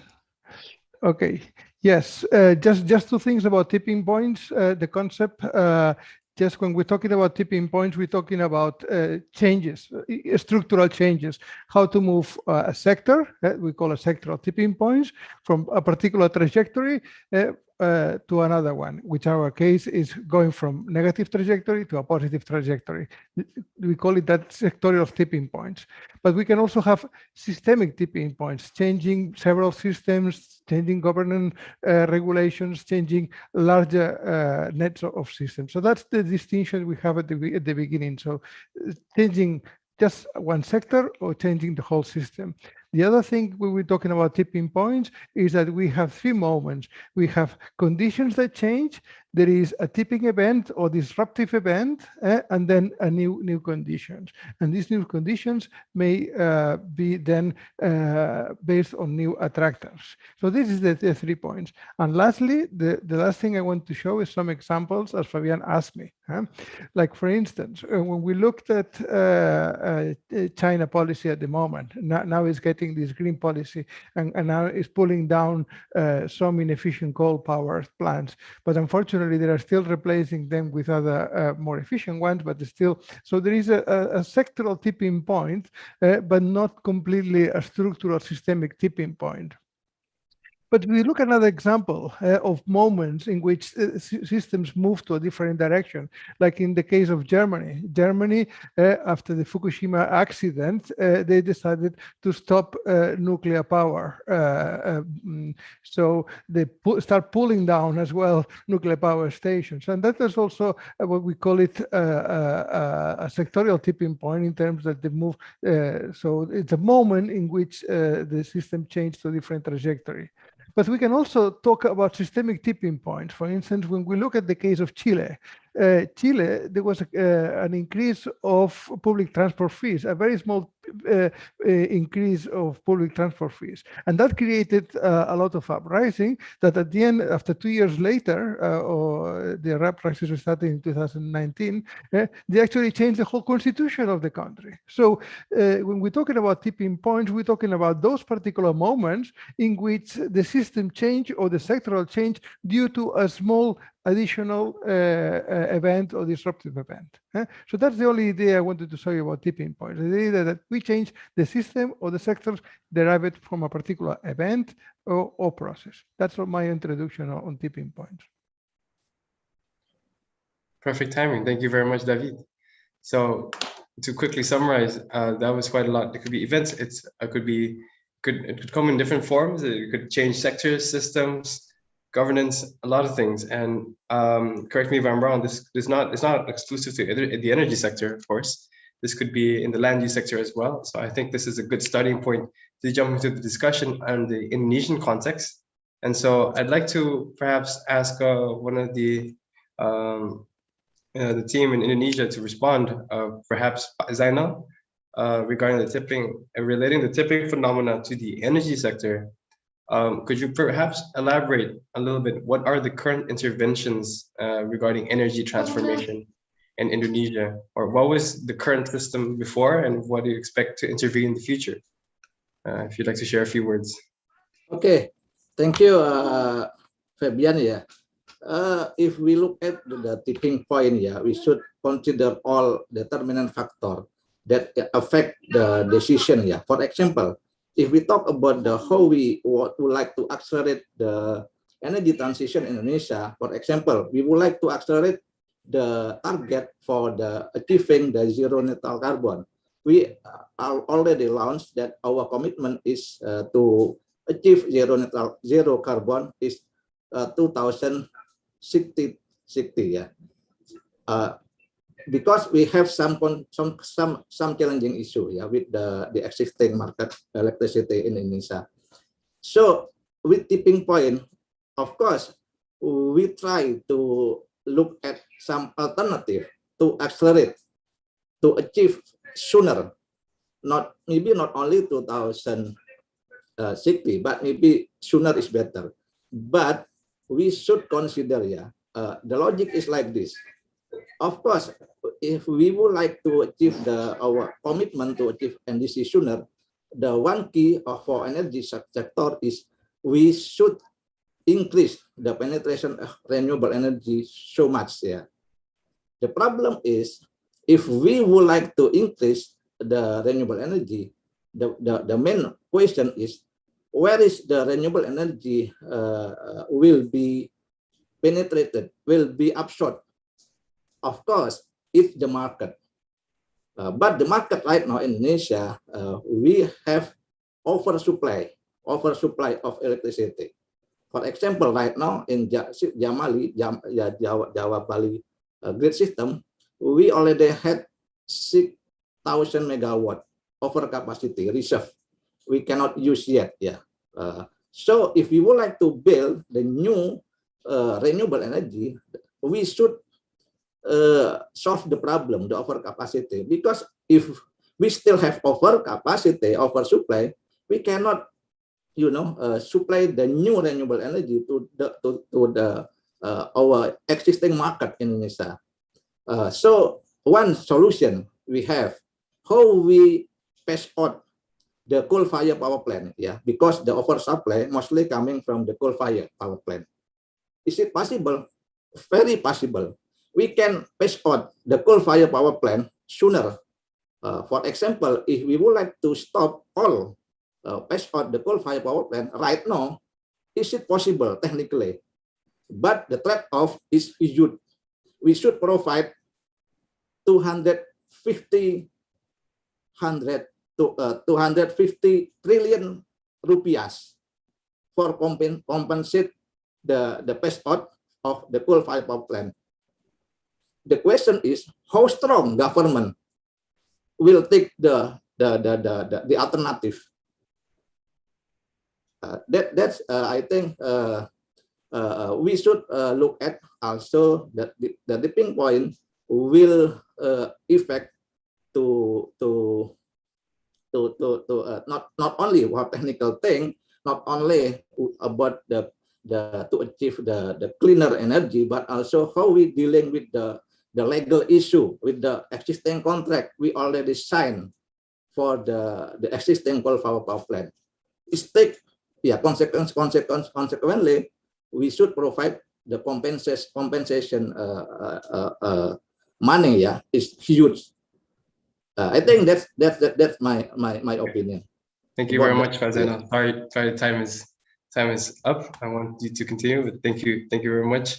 So there's a lot that was said regarding supply and demands, markets, and also finding ways to deal with the regulation. I'd like to hear some response, perhaps maybe from Wichitra. Is there anything you'd like to add from that or respond from that based on your expertise in policy advocacy in the IESR? What are some of your contributions in the policy sector regarding this issue? Okay, thank you, Fabian, and hello, everyone. I think the energy transition discourse in Indonesia have made good progress for the past 4 years. Actually, the government embracing transition into renewables energy much more than the previous era, and I think that's a good sign. What's challenges remains for the coming years is mentioned that we already have legal issues, so to say, with our 35,000 megawatt program, and that needs to be resolved. Although for now, government has been talking a lot with multilateral financial institutions such as Asian Development Bank on energy transition mechanism on how to solve the coal phase out problems. And I think we also see that solar energy has played an important role in disrupting, so to say, energy system in Indonesia. So with the solar energy available everywhere, and the government already rolled out several regulations prompting the use of solar energy for individuals, for commercial and industries, and also for other sectors, we can see that for the past 3 years, we experienced a lot of growth in solar energy, and we believe that this could be the disruptive technologies in Indonesia, because it will allow almost everyone to use renewable energy, and that could be the tipping point for the energy transition in Indonesia. And we hope to see that in the coming COP26, the government will commit to more energy transition measures, including more ambitious climate action, and hopefully sooner net zero emission target and probably zero emission. As IESR studies also underline that decarbonization of Indonesia's energy system is possible. By 2050, we can use 100% renewable energy in our system, given correct support, incentives, and also upgrade in the electricity system in Indonesia. Thank you very much, Wichitra, for your insights. I think from that, I received 2 things, and one of the potential renewable energies to disrupt that disruptive could be solar energy, that by 2050 we may be able to achieve our goals. So then I think I can ask 2 routes here. I can talk about the legal issues maybe with Pak Willy, or I can talk about the energy potential with Dodi. I don't know who wants to go first. Maybe I'll jump into Pak Willy, if you'd like to speak. Thank you, Fabian, and good afternoon all. I'm Willy Stradani from Low Carbon Development Initiative Secretariat. Of course, when we're talking about tipping point, that as a part of planning agency, we cannot just see one issues, but we have to see all other issues related to climate change. So and also we have to secretariat to help Bappenas or National Development Planning Ministry to prepare that planning development that related to climate change issues. That at the moment we have the so-called national medium-term development planning for 2024. And in this planning, of course, not only energy been covered, but also other 5 main sector of development related to climate change, including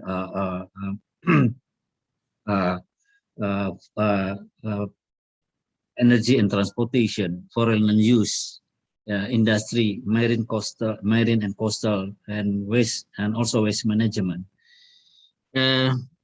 As part of development to overcome or to respond with the climate change issues, we are not only talking about the low carbon development, which is talking about not only emission reduction, but we're also talking about what the economic of this emission reduction. We call it emission intensity. So this all been wrapped up in the so-called low carbon development. Besides this low carbon development, we also dealing with the climate resilient development. So in this case, we cover against not only one sector, but we cover 4 sectors for this climate resilient development. For example, that sector marine and coastal area, water resource, agriculture and health, because this is the fragile sector when we not develop the robust development plan when we have to adapt with the climate change issue or the adverse climate change impact. So with that, we as a part of the organization of the National Development Planning, as I mentioned earlier. So we support this Bappenas to promote all the stakeholders, not only in national level, but also in sub-national level, also including not government, but also a private sector and community to prepare how we're gonna implement this low carbon development and climate resilient development. So of course, when we talk about development, it has to be started with the planning. So this issue part of the main task of the Secretariat of LCDI. That's all, Pak Fabian. Thank you very much, Pak Willy. I actually have a follow-up question for that, because before I allow other speakers, I wanted to follow up with Pak Willy. Some of the challenges that was mentioned before were the legal issues in transitioning into cleaner energy. How do you respond to such statements of, what in your perspective would be the policy challenges in achieving this tipping phenomenon in Indonesia? Yes, of course.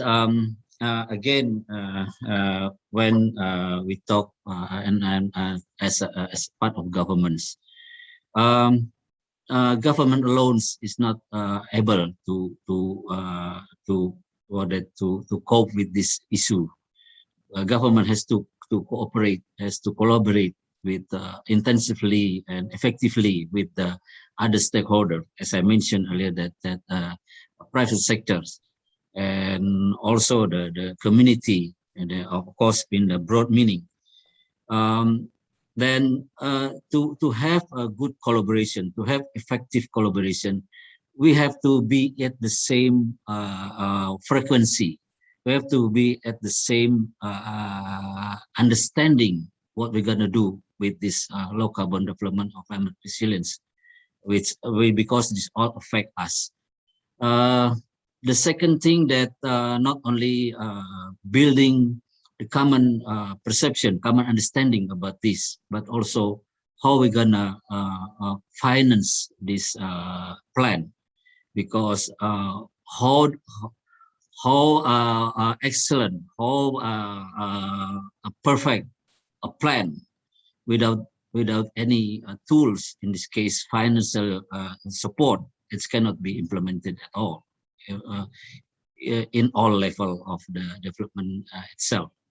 Okay, sorry, due to time constraints, I may have to stop you there just because I need to make sure everyone speaks first.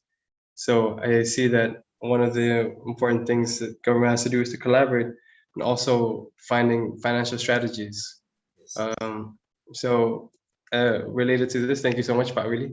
I'd like to then pass it directly to Dodi. If you have something relevant to say about this, especially in the Explore project, is about economic mitigation potential through renewables.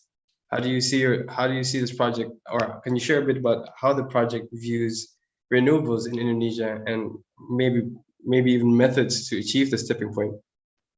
Yeah, thank you, Fabian. I think I agree with what was said earlier with the earlier speakers. I think everyone is not questioning why renewable now. Everyone is questioning how to get renewables more in Indonesia. And this is even supported by RUBTL that was launched early this month, and then PLN also, Ministry of Energy also announced net zero emission plan. And I think everyone is working on how to get there. In line with that, so what we've been working on this also together with both basically policymakers in this regard is Dirjen EBTKE, Directorate General for Renewable Energy. And on top of that, we are also working on the ground together with private sector and also state-owned enterprise. So that way we approach from two levels. One is top-down. We give policy recommendation to the government, to Ministry of Energy, to Bappenas, and also to Ministry of Finance, especially on the fiscal support for renewable energy and etc. But at the same time, we are also working together with private sectors, basically to give technical advice and also financing on financing aspects, how they can utilize renewable energy. So what is interesting here is that we also encourage private sectors to develop renewable energy for their own use. So if we see palm oil companies, so we have more than almost 1,000, I think almost 1,000 palm oil mills in Indonesia, and palm oil is important commodity for Indonesia. And though I think many argue about its sustainability, but there is a significant potential for climate mitigation in the palm oil industries. In 2012 or before, it was there are significant development of biogas from the palm oil mill effluent because they get incentive from the CDM, but after that, the development slowed down. So what we do right now is that we also encourage these companies basically to utilize their effluent basically to produce biogas and then upgrade it so that the quality is similar to natural gas and utilized for their captive energy needs, either for diesel power plant or for diesel-based vehicle in their mills operation. Could you wrap up a bit? Yes. So what I wanted to say here is that it's not only the role of the government, but also the private sectors in order to increase the renewable energy penetration in Indonesia. So we need to approach it in both ways. So basically promoting renewable energy through the government to supporting mechanism, improve investment climate, supportive policies, and etc. But also from the private sectors, how their own initiatives to install renewable energy system to cover their own energy demand. Yeah, I think that's all my comment, Fabian. Thank you. Okay, thank you very much, Dodi. Again, sorry to cut to remind panelists to speak a bit shortly, just because we want to give everyone a chance. And now that we've talked quite a bit about the energy sector, it's not actually separate from the land use sector. As even Dodi mentioned before, the example of palm oil and biogas and palm oil, that's also part of some land-based mitigation solutions using biogas technology. So I'd like to shift the topic a bit more there to pull back some of the discussions from the landmark meetings and have some of our 3 modelers right here to have a chance to speak a bit about land-based mitigation solutions. And perhaps I can start with either in either 3 of you to answer what will be the best practice and example of modeling contribution for land mitigation or the renewable energy sector. Either I don't know who would like to go first.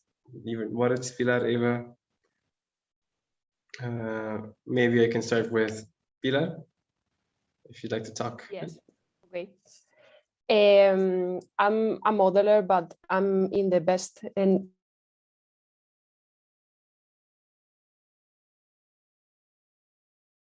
Can anyone hear Pilar?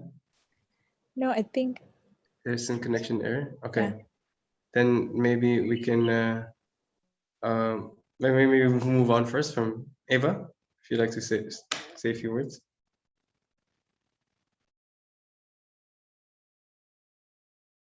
You're not unmuted yet, Eva. Okay, I am now.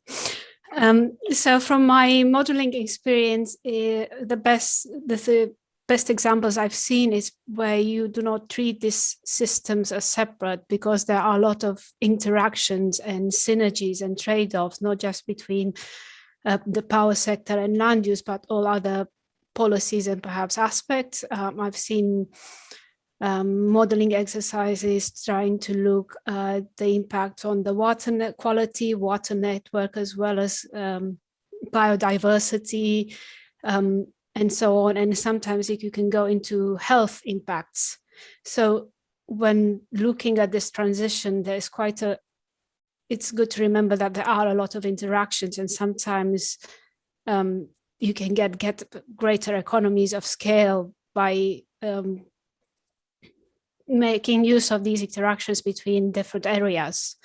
Mm-hmm. And I've seen this picking up quite a lot in policy over the period.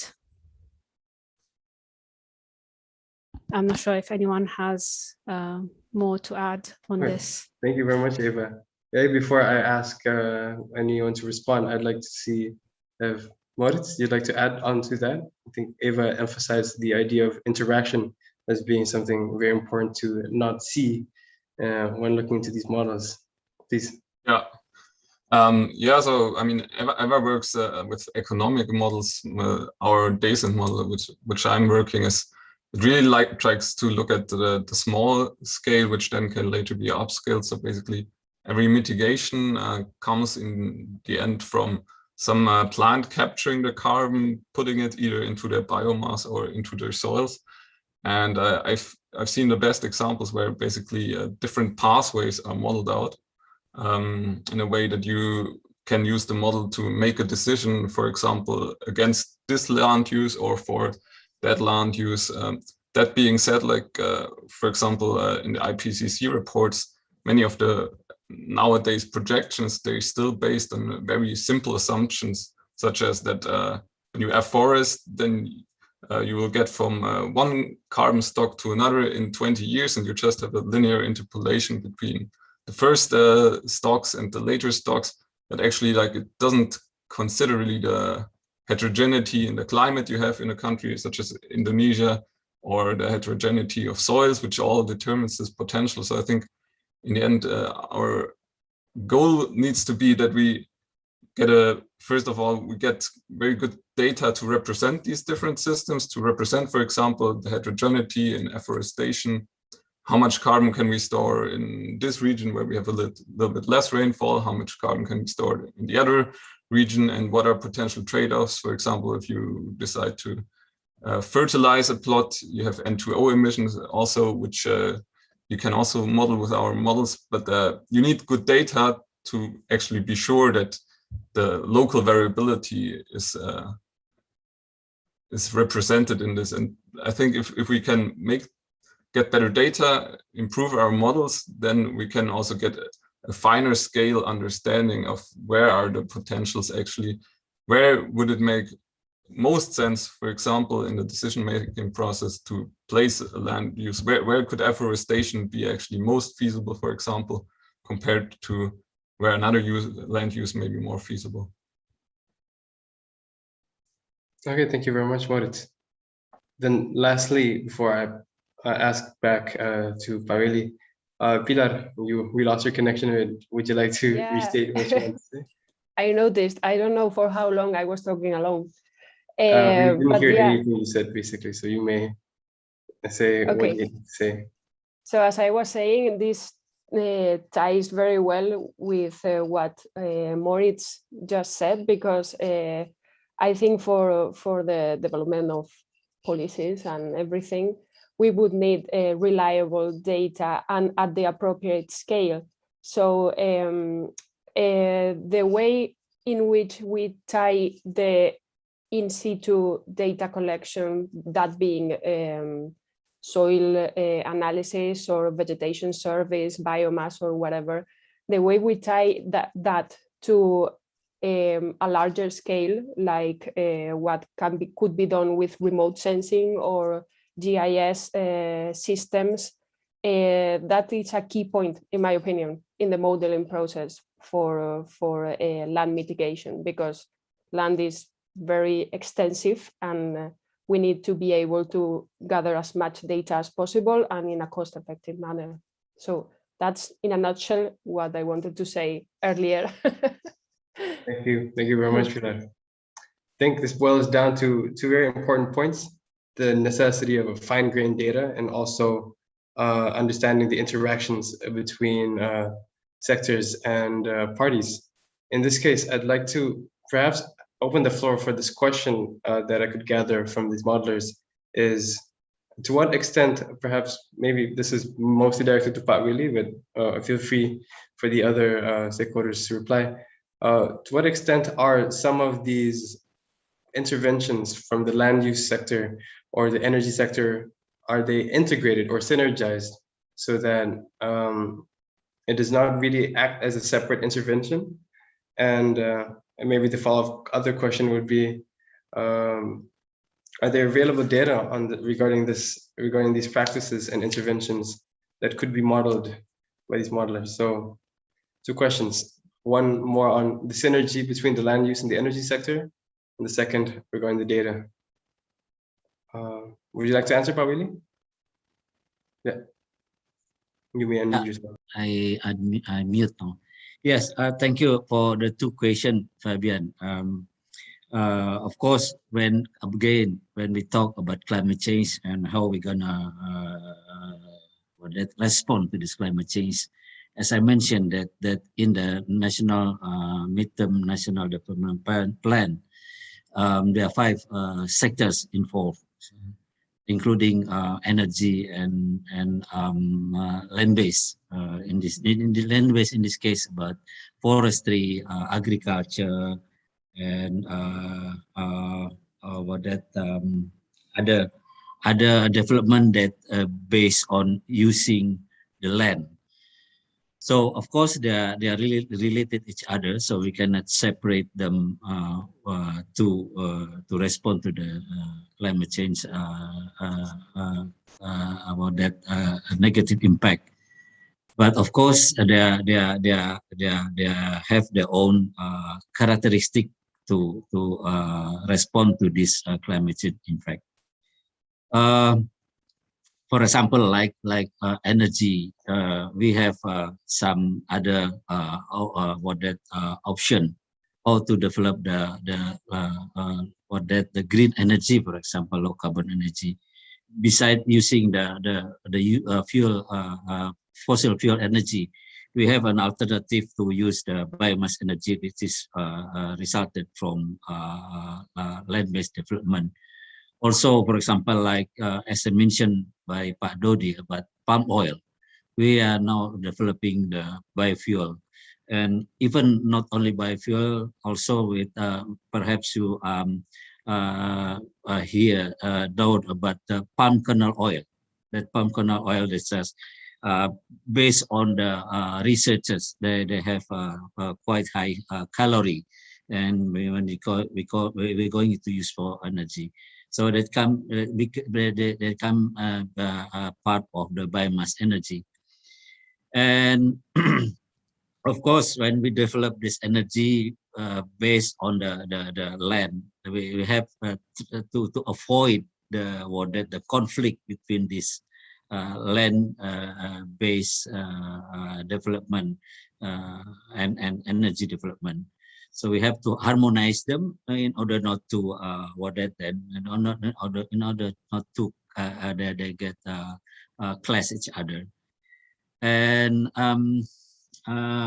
the second question is about data. Again, when we talk about planning,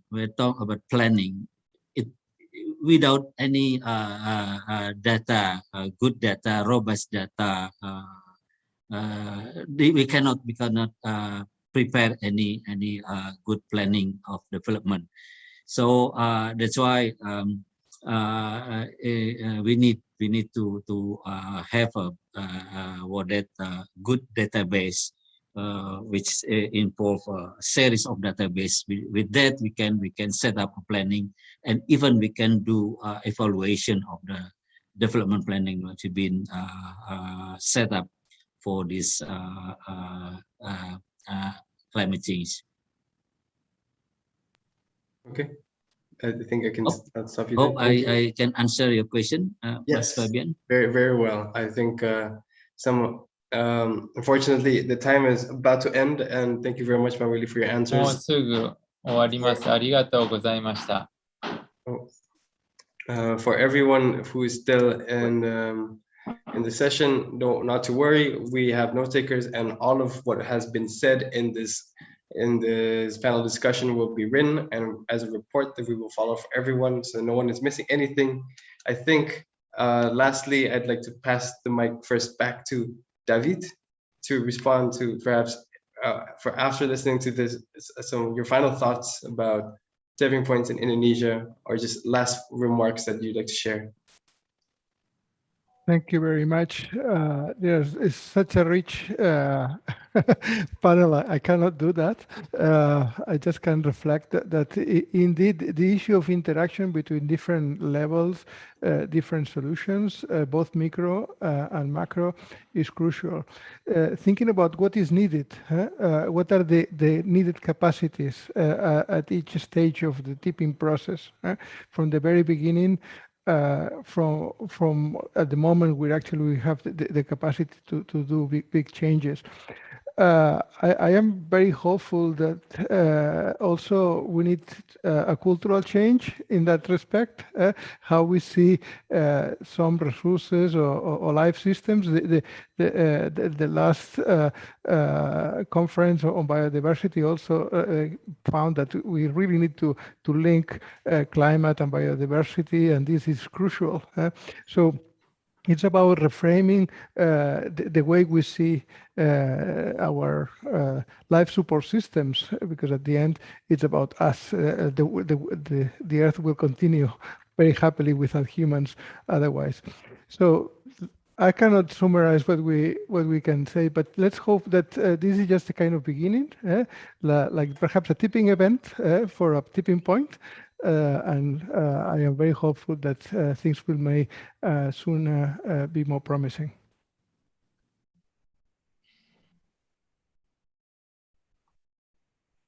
Okay, thank you very much, David, for the quick reflection.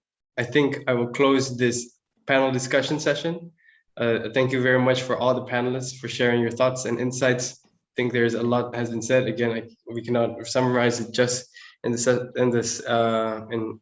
short amount of just shortly. So now I would like to pass the mic back to Amanda to have a full closure on this workshop. Thank you very much.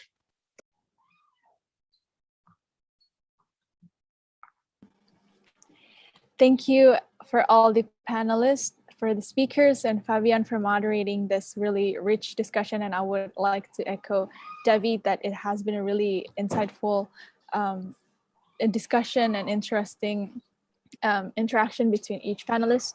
And hopefully this is just the beginning of the tipping phenomena toward renewable energy and clean transition, decarbonization, and low carbon development.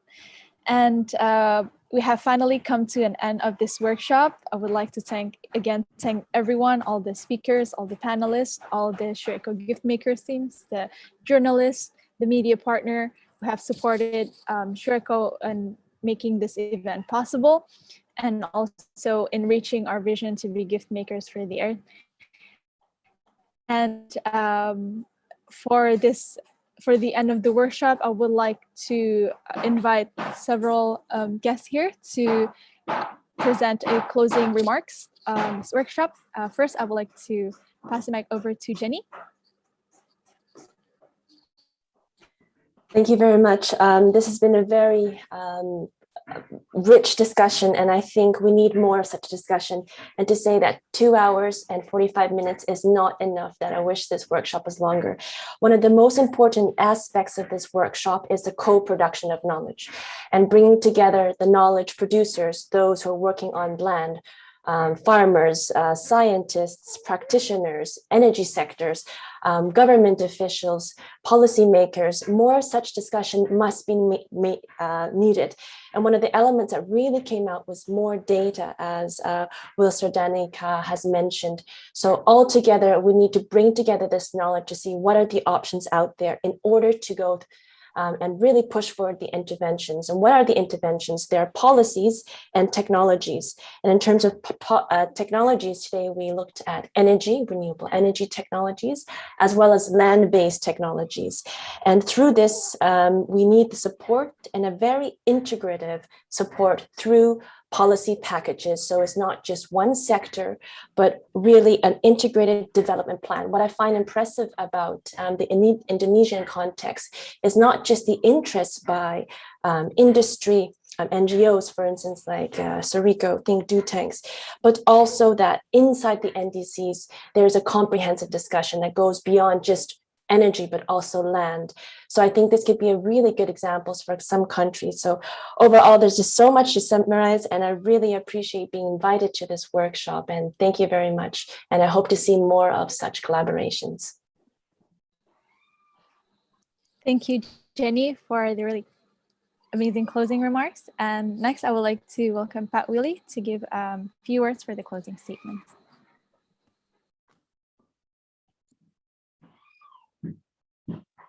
You're still muted? Yes. Sorry. Yes, as part of my job as in the Secretariat, we are dealing with more in planning and development.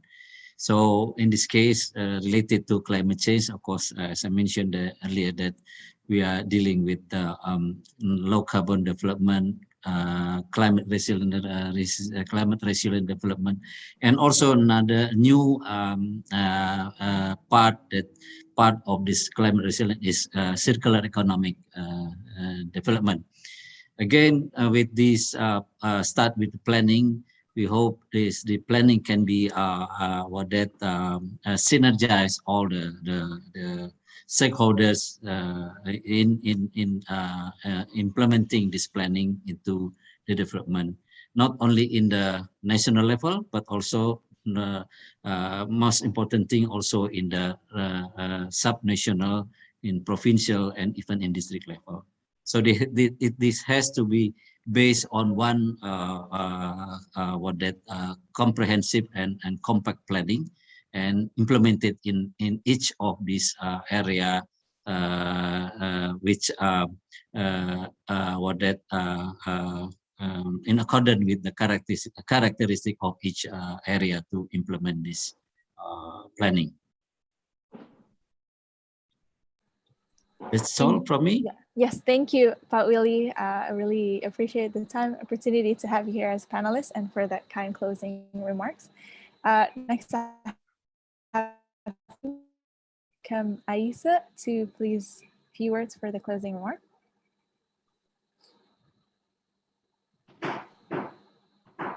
maybe. Yeah. Thank you. Yes, thank you. Closing remark. Always challenging. Like I've observed and listened into this session. I think what is very good is that the Shureiko team has been able to mobilize so many people. So I think that's good. Keep that going on, because I think it's the people that make the transition happen. So that's one, a compliment I would like to give. And yeah, I think that's it for me for now. Thank you, Aisa, for the closing remark. And next, David Tavera. I just want to congratulate everybody for this meeting. I think it's so important that you engage with such diverse of people, and also to identify what is needed, the capacities that are needed at different stages for this potential tipping point at one point.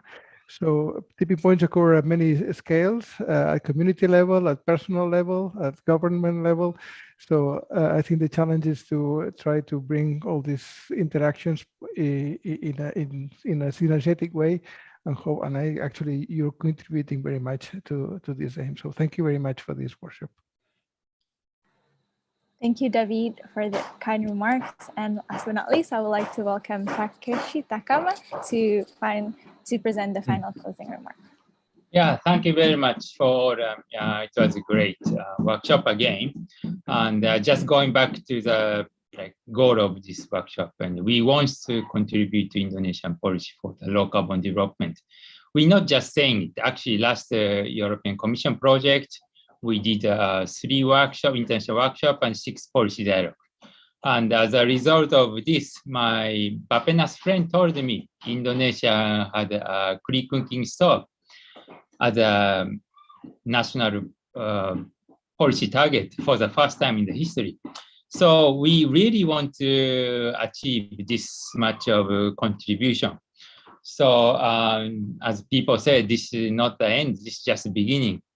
And we are willing to contribute more. And for this, I specifically like to know more about the policy cycle for the low carbon development initiative and the midterm development goal.